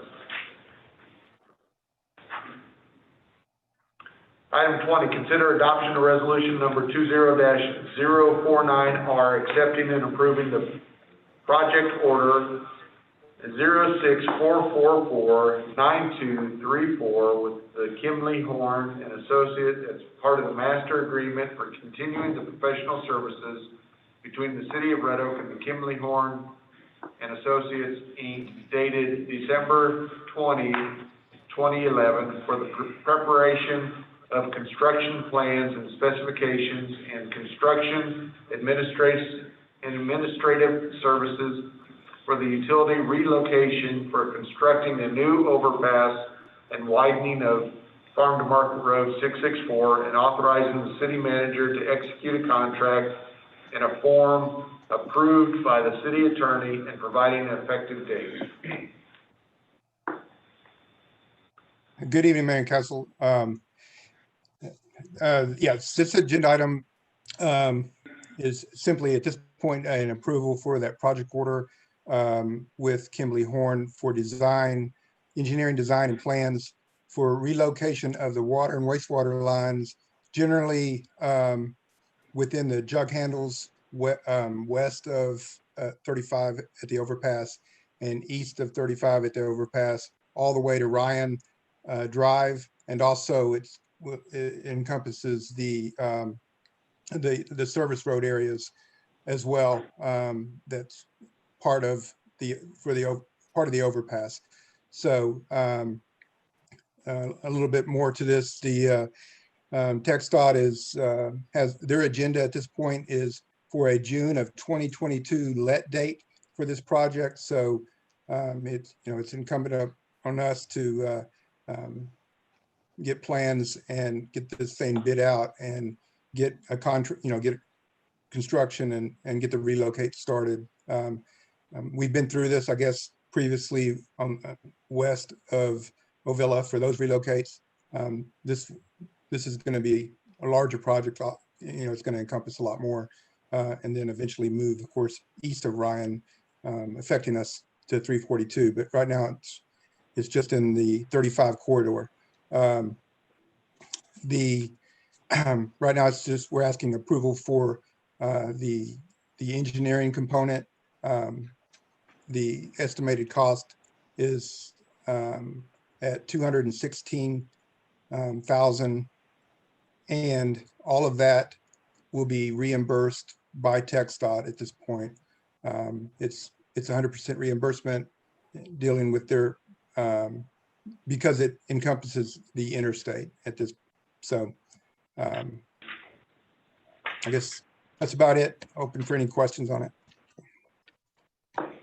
Thank you, Mr. Williams. Any questions? No. All right, entertain a motion to adopt resolution number 20-049R. So moved. Councilman Raleigh. Second. Councilman Tony. Those in favor? Tony, aye. Goodwin, aye. Wilson, aye. Raleigh, aye. Drake, aye. Great. That's 5-0.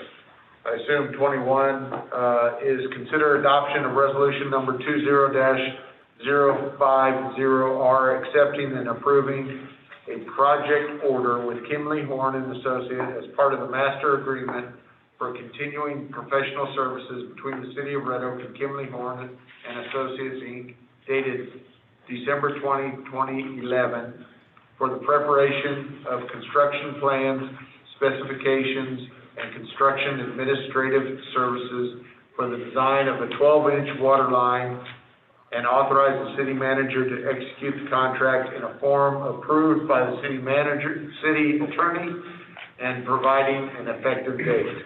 Mr. Williams.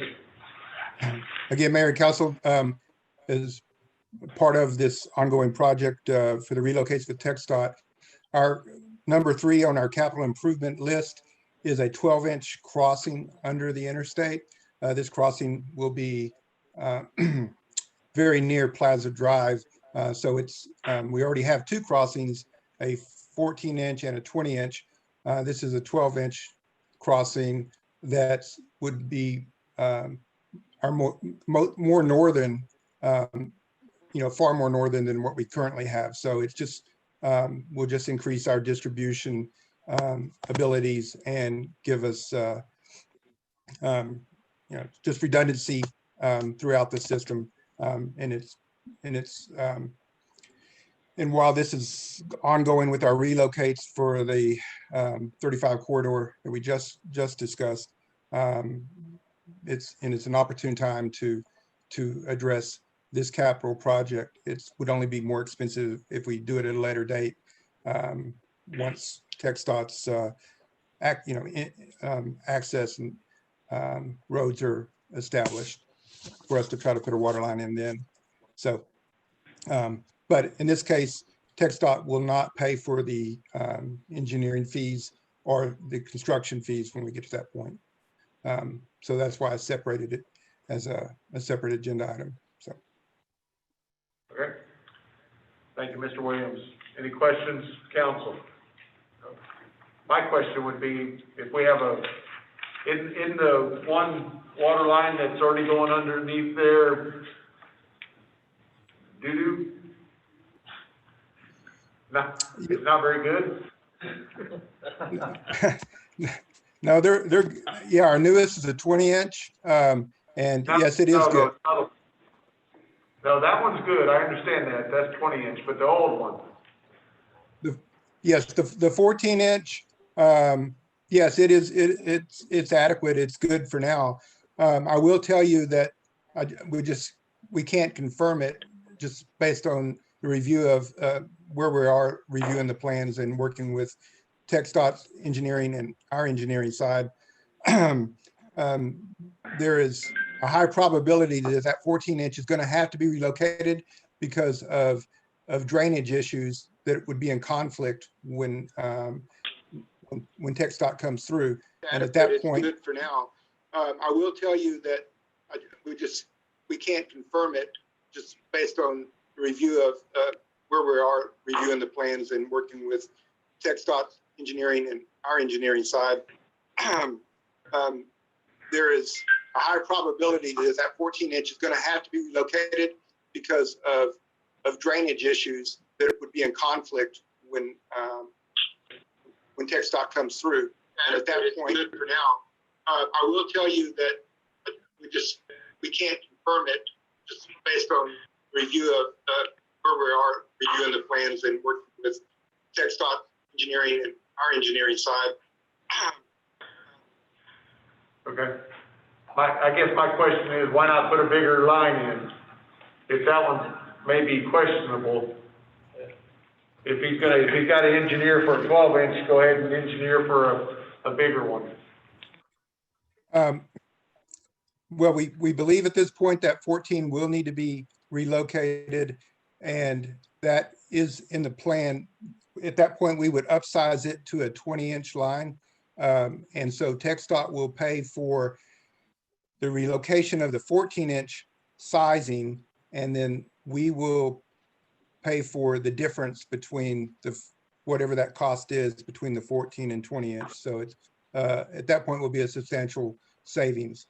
However, it would still only leave us with 2 crossings. And then based on our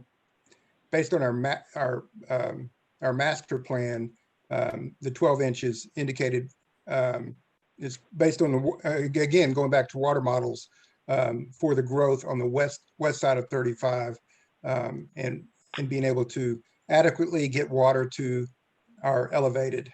So. Okay. All right, now that we messed that one up, I'll entertain that, adoption of resolution number 20-05R. So move. So moved. Councilman Goodwin, Councilman Drake. Those in favor? Tony, aye. Goodwin, aye. Wilson, aye. Raleigh, aye. Great, that's 5-0. 22, consider and take action on an ordinance authorizing the issuance of City of Red Oak, Texas, combination tax and revenue certificates of obligation, Series 2020, and ordaining other matters related to the subject. Mr. Fuller. So again, this is the same document that we had on the last meeting that we tabled, and we need to table it again, this time to the October 13th meeting before we take action on it. Okay, so I'll entertain that motion to table this item. I make motion we table this item until October 13th. All right, Councilman Brawley had that full motion. Second. Councilman Tony. Those in favor? Tony, aye. Goodwin, aye. Wilson, Raleigh, aye. Drake, aye. All right, that's tabled. All right, thank you, Councilman. Thank you, staff, for catching up with eight months worth of P&Z stuff and bringing that to us. I know it made for a long meeting, but thanks for y'all's diligent and hard work. We do have departmental reports. Chief Plant. Yes, sir, just a little update unless anybody has any questions, Council, regarding the report. We do currently have crews that were deployed last Friday. They left last Friday en route to the wildland fires in California. We received a call from TIPUS asking for us to send an apparatus along with personnel out there. As you well know, out west there are several fires in California and Oregon, and our crews are out there today. They've been assigned to the August complex fire. As of this morning, that fire was 877,000 acres, 28% contained. That fire started on August 16th through the lightning, and it extends in 2 counties. I know one of them is Mendocino County, and then there's, I can't remember the name of the county just to the north of that. There's currently resources from California, Montana, Utah, Texas, as well as New Jersey that are assisting on just that one fire. To date in California, there's over 16,500 firefighters from across the nation assisting California with their wildfires. They currently have 28 major wildfires, and they currently, as to date, have burned 3.2 million acres in California, and that contributed to 24 fatalities and over 4,200 structures have been destroyed. So our personnel are out there. They just made it to their base camp this morning and got their assignments. I hadn't heard a report from them this evening, but I will do my best to keep you all updated as they progress. They're assigned out there for the next 18 days. I'm sorry, 14 days of working, 18 days total deployment, 2 days travel out there, 14 days working, and then 2 days travel back. So our crews, yes, sir. Bring an update on Eric in Oregon. Yes, sir. He's in Medford. I've talked to him a few times, mainly via text. They've lost over 2,000 structures in the city that he's in less than 24 hours. The 2 major fires that they had have moved out of the area. However, he has another fire of about 30,000 acres currently that is headed his way. They did make an arrest last Friday, of all things on his birthday, of an arsonist accused of starting several of those fires. To my knowledge, those fires didn't destroy any structures or take any lives, thank goodness. But they did arrest that individual.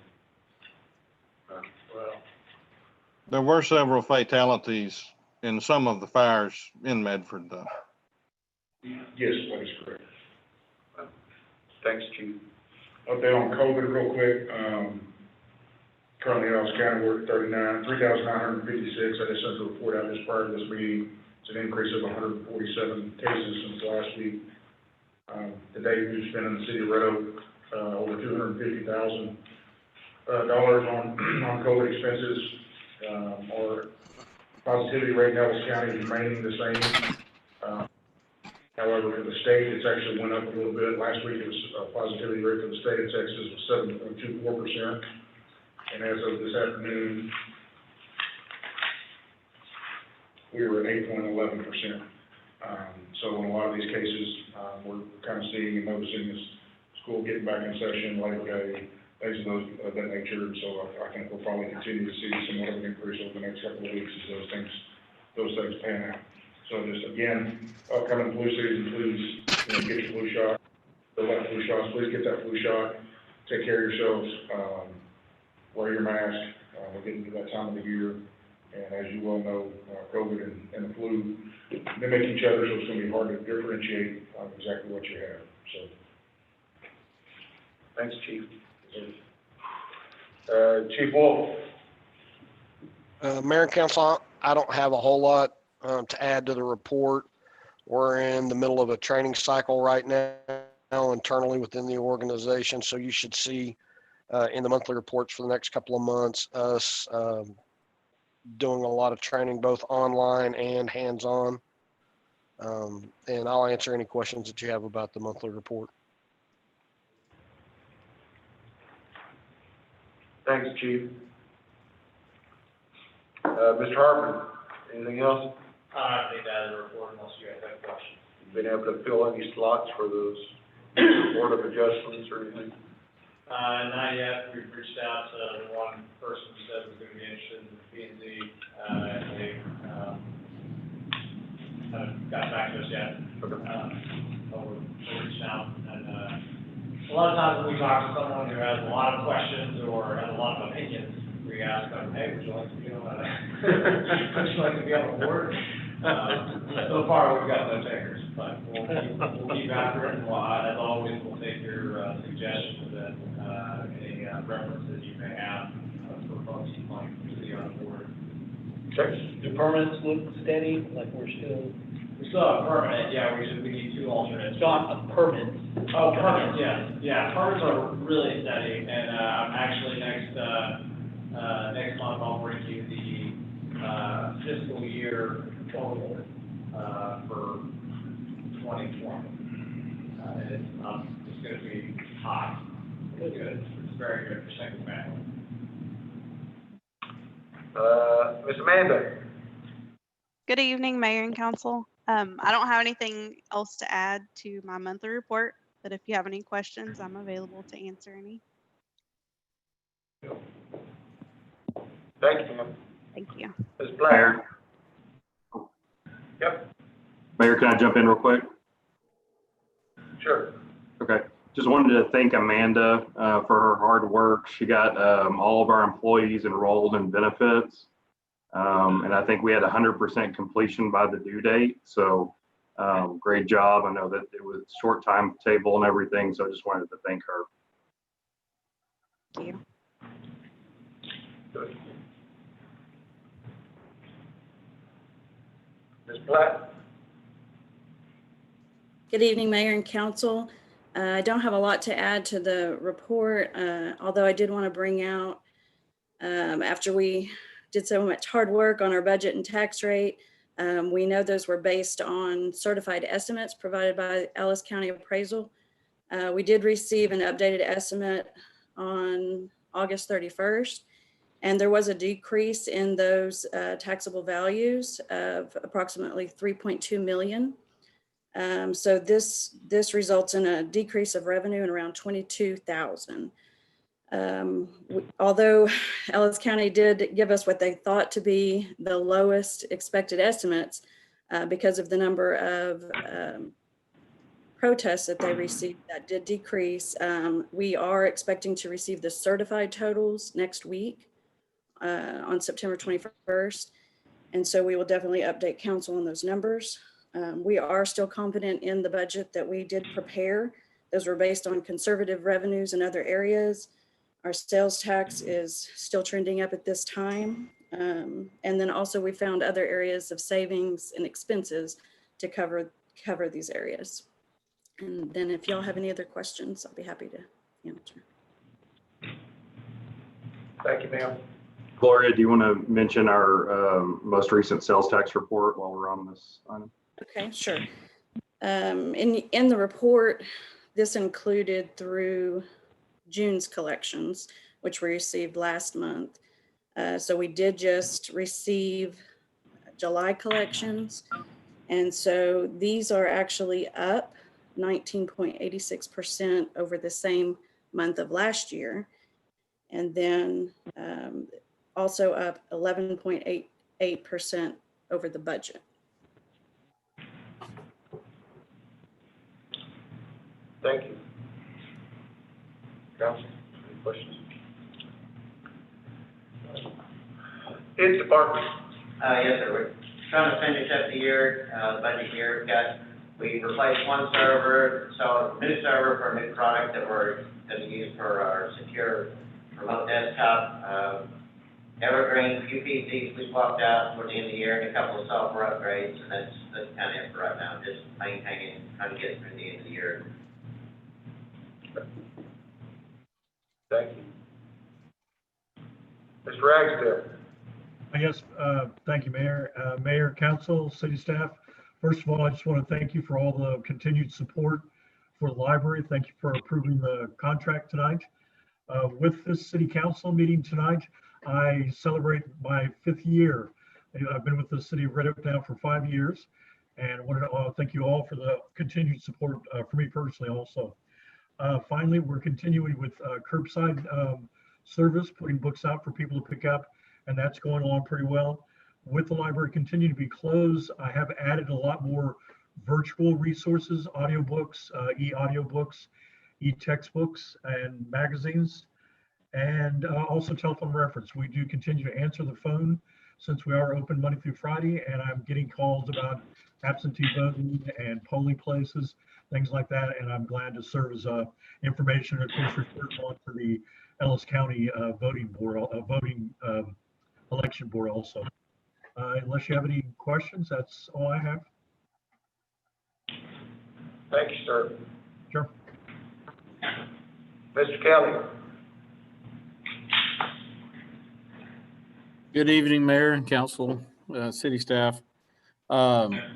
Just highlighting a few things in the report. As we did hear earlier, the soccer did come back to Red Oak for the first time in the history of the city to give them a home field to play on at Oakmont Park.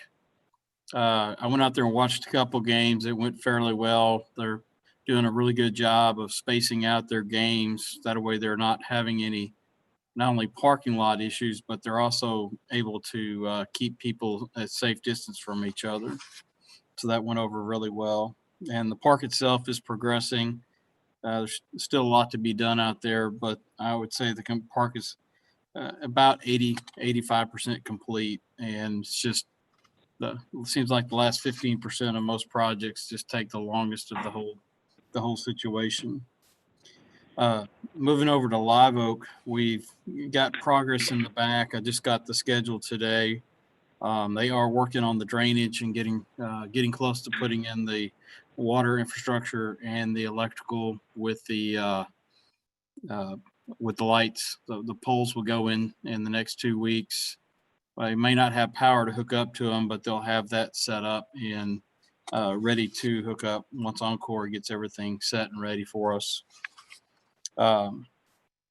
Also wanted to ask about the Fall Festival, something we discussed a few minutes ago, but wanted to confirm that the city wants to abstain from the festival this year due to the pandemic.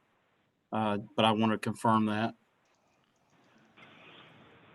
And again, that's my recommendation, but we wanted to give council a opportunity to weigh in if you felt differently. I'm a Todd on that myself. I agree. I'm against all of them. I think we should have our festival.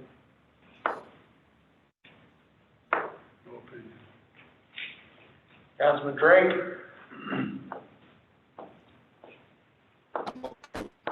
Whatever we gotta do.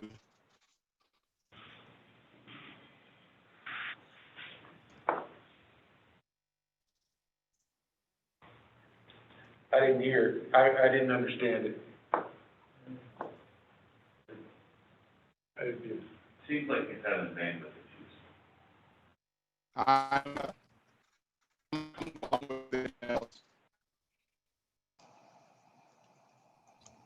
Can you hear me? Yes. Give us a thumbs up or thumbs down. Thumbs up. So he wants it.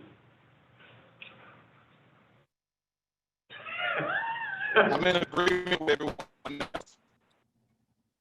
Mayor, he said that he was in agreement with everyone else. Oh, we had split decision. How you going? I don't get to vote. Here's your time. Yes, we have. Everybody's probably glad too. That's right. So, Councilman Brawley thinks that we should have it, Councilman Drake. Okay. With that, going, as strong as I'm against it.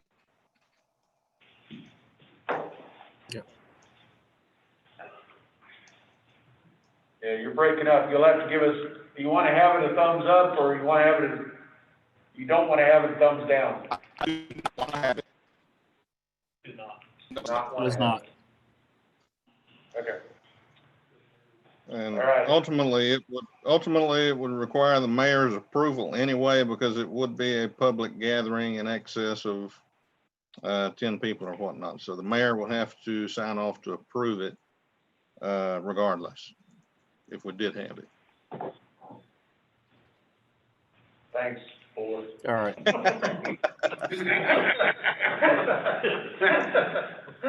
So we'll postpone the fall festival until next year if everything is cleared up by then. I also have a question about, I had a request today from Clint over at the Chamber of Commerce. They want to have another prayer vigil over at Watkins Park on Thursday, the 24th, the same as they did back in June, with the same stipulations, the same setup where they would do their social distancing and mask wearing and everything like that. But they would have, he didn't say exactly what churches it were, but he said he had 3 preachers that wanted to have a prayer vigil in the park. And I just wanted to make sure that that was okay with city council and mayor as well. And if it is, how do we stipulate what they can and can't do? Well, my understanding is, since it's a religious thing, we really can't squash it. We just ask them to be wise and separate out.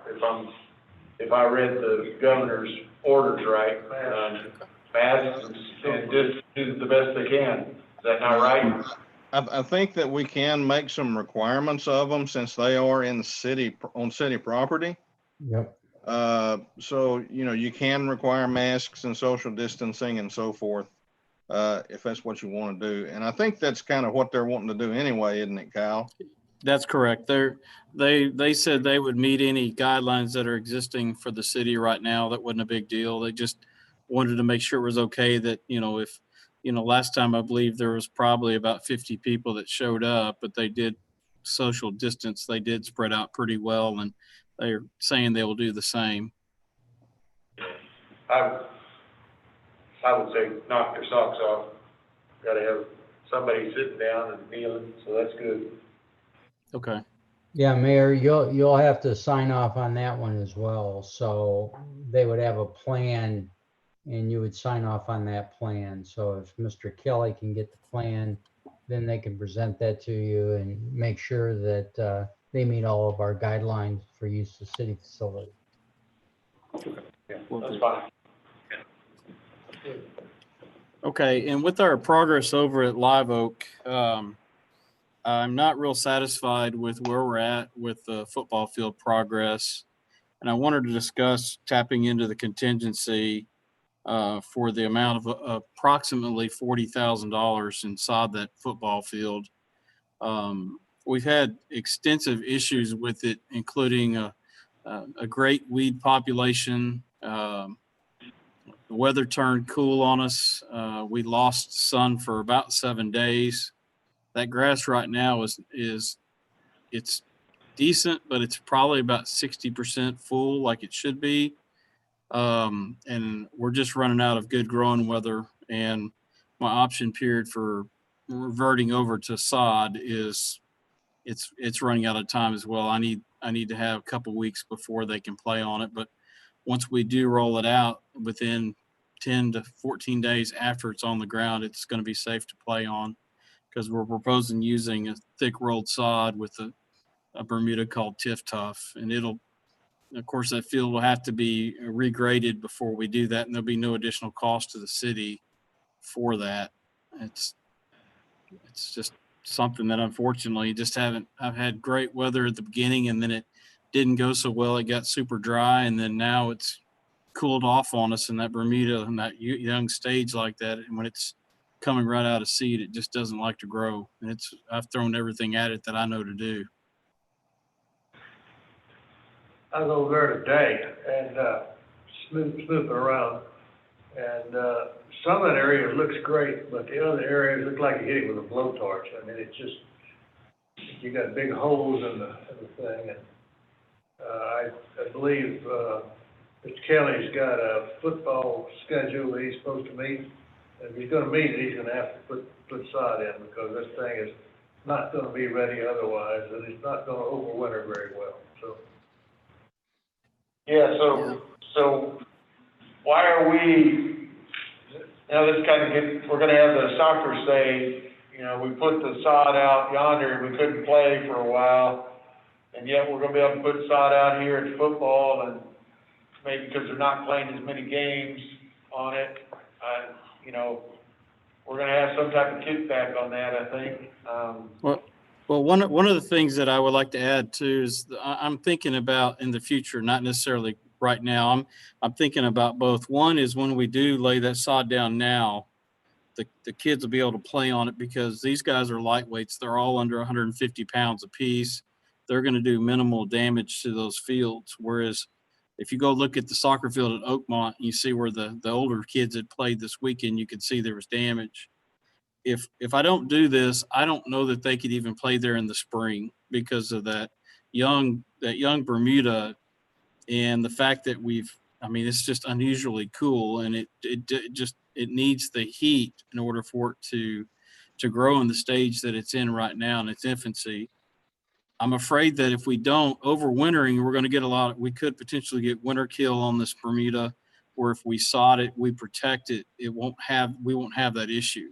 And what I mean by protecting is basically when they bring in that thick rolled sod, you're talking about 2 inches of dirt underneath that sod. So you're getting a very solid, stable surface underneath. And the ability of that grass in 30 days to root down to the point at which it's interlacing will protect it from the winter elements. And then that'll ensure that we'll be able to play in the spring.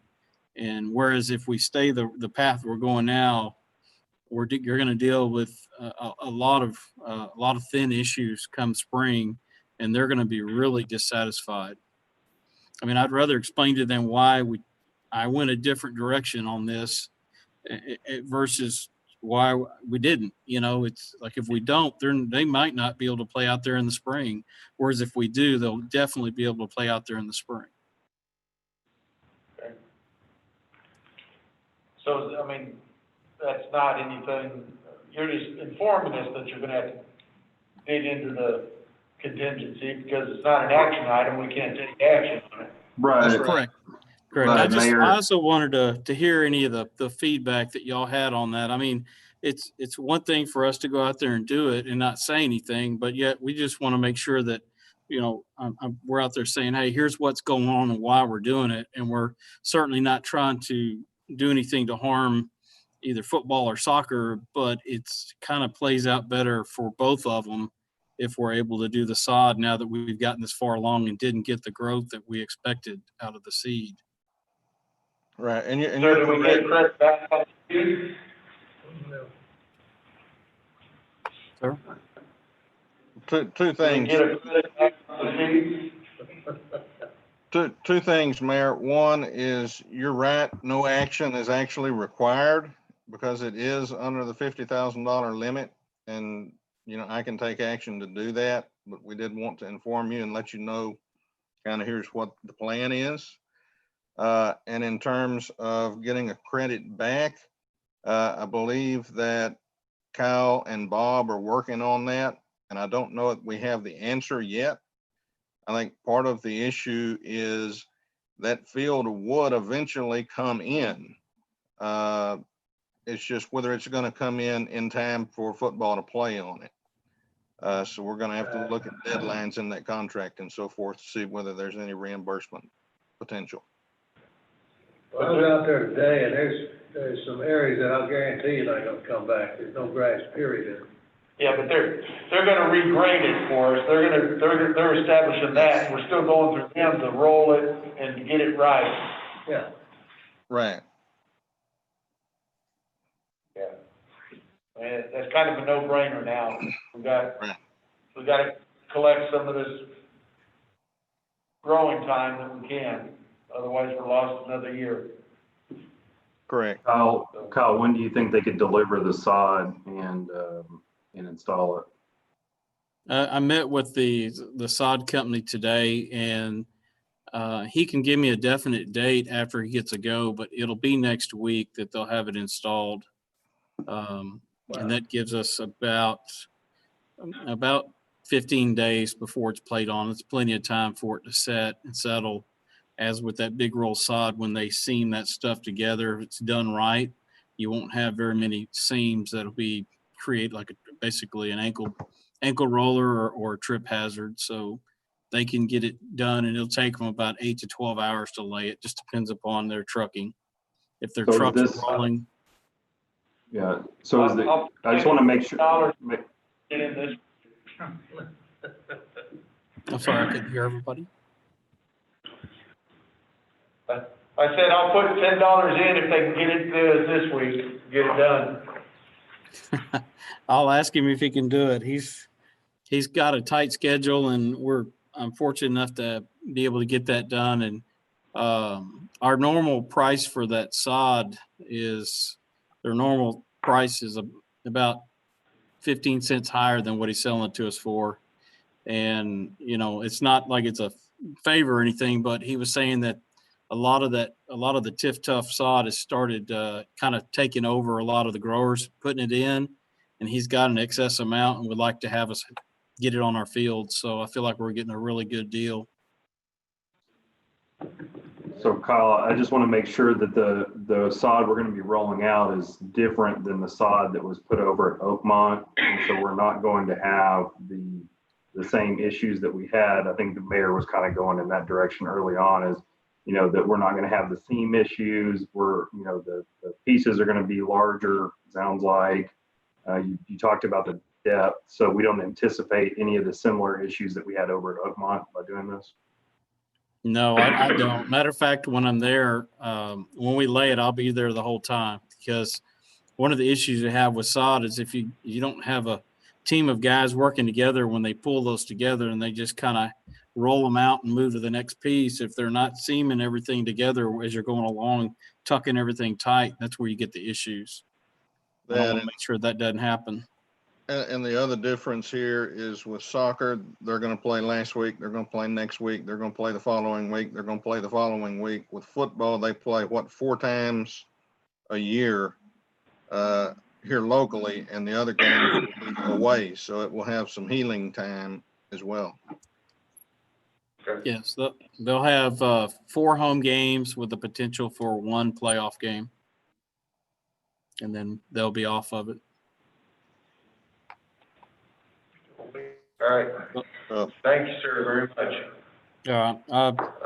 I appreciate y'all's understanding in this. Like I said, I just want to make sure that not only are we good now, but we need to have that field in good shape for the spring, so the spring sports can play as well. Okay. Thank you, sir. Mr. Williams? Yes, Mayor and Council, just to highlight a couple things from our report. We're gonna, October 17th, between 7:30 a.m. and 10:30 a.m., we're going to hold our annual trash off.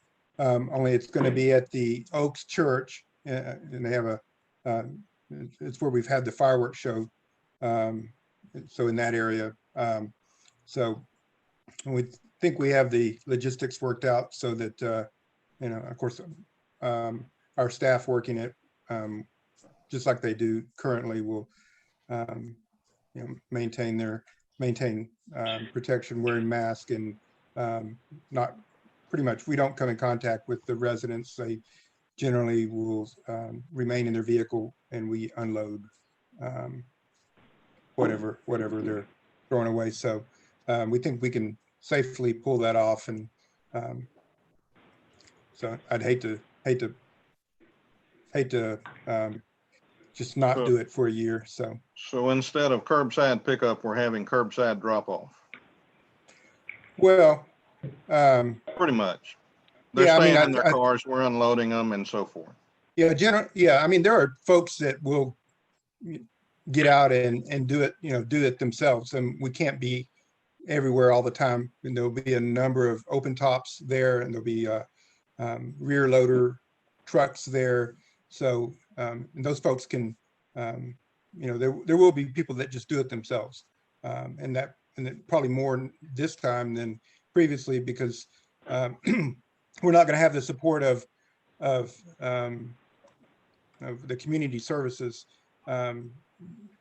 because of COVID. They're not going to be able to provide us anyone to assist with that with our endeavors. So we'll be spread pretty thin from a public works side, and then and so of course people will also have to, when possible. I mean, you have folks that simply aren't physically able to do it, and we'll certainly take care of them there. So but we think we can pull it off. Another notable item is we had a successful auction, and so that mobile home, I guess the biggest item was that mobile home that's at the service road at Hilltop. It brought a good price, and it's going to be leaving the city of Red Oak. So we'll be dropping that unsightliness there. So that's all I have.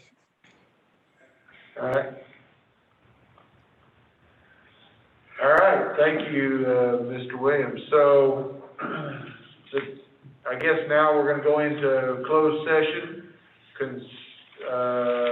pursuant to Texas Government Code Section 551.071 and 551.087 and 551.072, 551.0.076, 551.074. And the time is 9:13. So how are we doing this? We're fixing to let you do. All right. And I believe, Mayor, Alan Hughley is on the phone, and I think he is, he's just on the phone if he's okay to come in. And I'm looking for James Parker. James, are you on?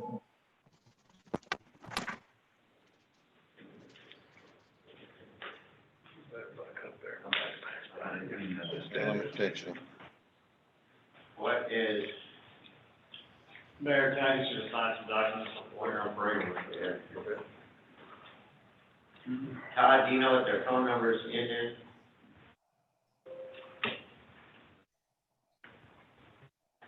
Let me see. Alan, can you say something?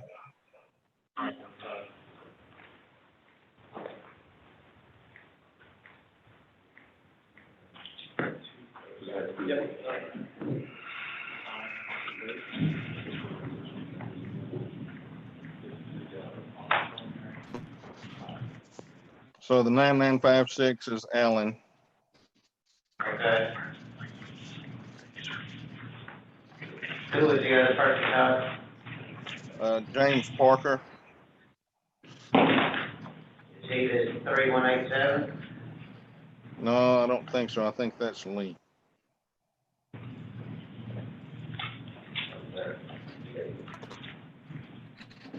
I don't see him otherwise.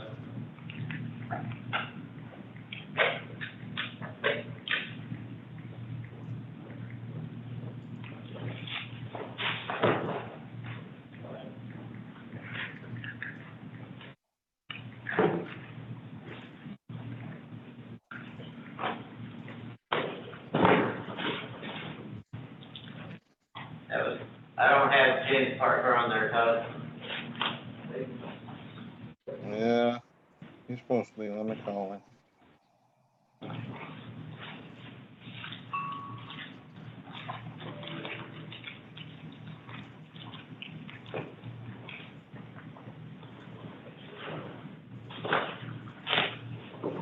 Oh, sure.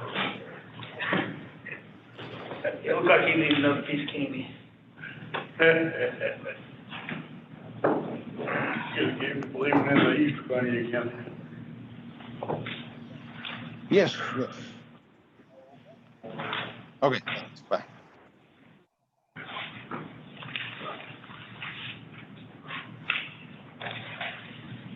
James is coming on. Okay.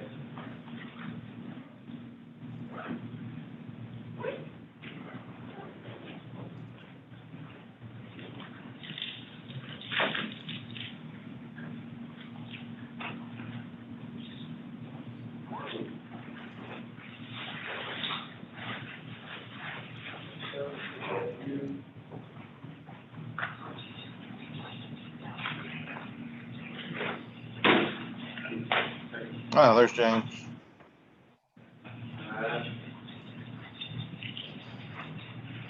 So, John, I guess we need council, myself, Jonathan, Lee, James, Bob, and Alan to start out with. Okay. Let me find James, Liz. I'll probably put you guys in there and then put him over there. Oh, we got football game in there, right? Move you guys over there now, Todd. That's right. Johnny called like a guy. I can't remember the order. Second was Titans and Broncos. Giants Raiders, maybe? Raiders already played. Two Raiders. Yeah. Oh, right there. Huh? Steelers and Giants. Steelers won. Oh, they already played.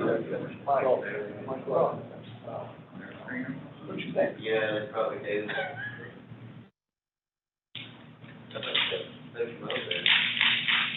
You thought you needed something. You were getting the big one. I get rough, get what you know. I guess those Chromebooks don't automatically do Right, it. the Broncos there. That happened about 9 o'clock at night. Yeah, happened about 9 o'clock in the morning. See what people grab their equipment. You guys, hey, See you guys. John, I gotta put the Chromebooks there. You need to put yourself into the breakout room. Okay. Yeah. Got it, McCleary come back to life.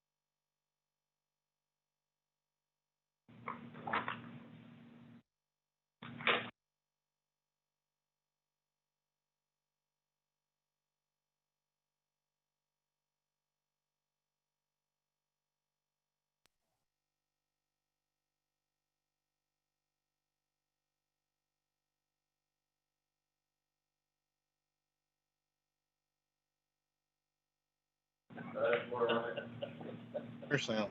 Right? All right.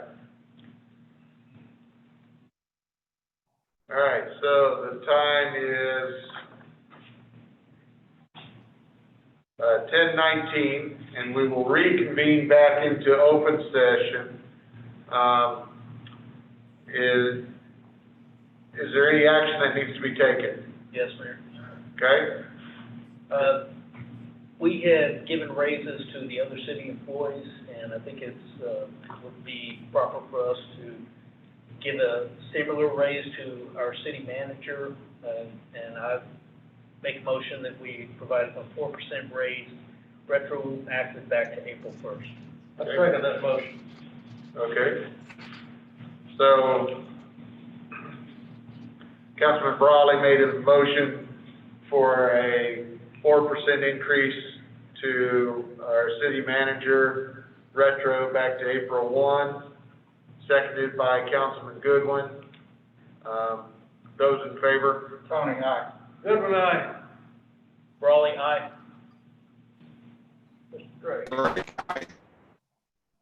right. That's 4-0. Please note, Ms. Stevens, that Councilman Wilson had to leave at 10:04 p.m. Okay? All right, good. Is there any other action that needs to be taken coming out of executive? No, ma'am. We're good, get out of here. All right, I'll entertain a motion to adjourn. So moved. Councilman Goodwin. Second. Councilman Tony. Those in favor? Tony, aye. Aye. Goodwin, aye. Brawley, aye. Great. Aye. 4-0. Let's go home. And that time is 10:21.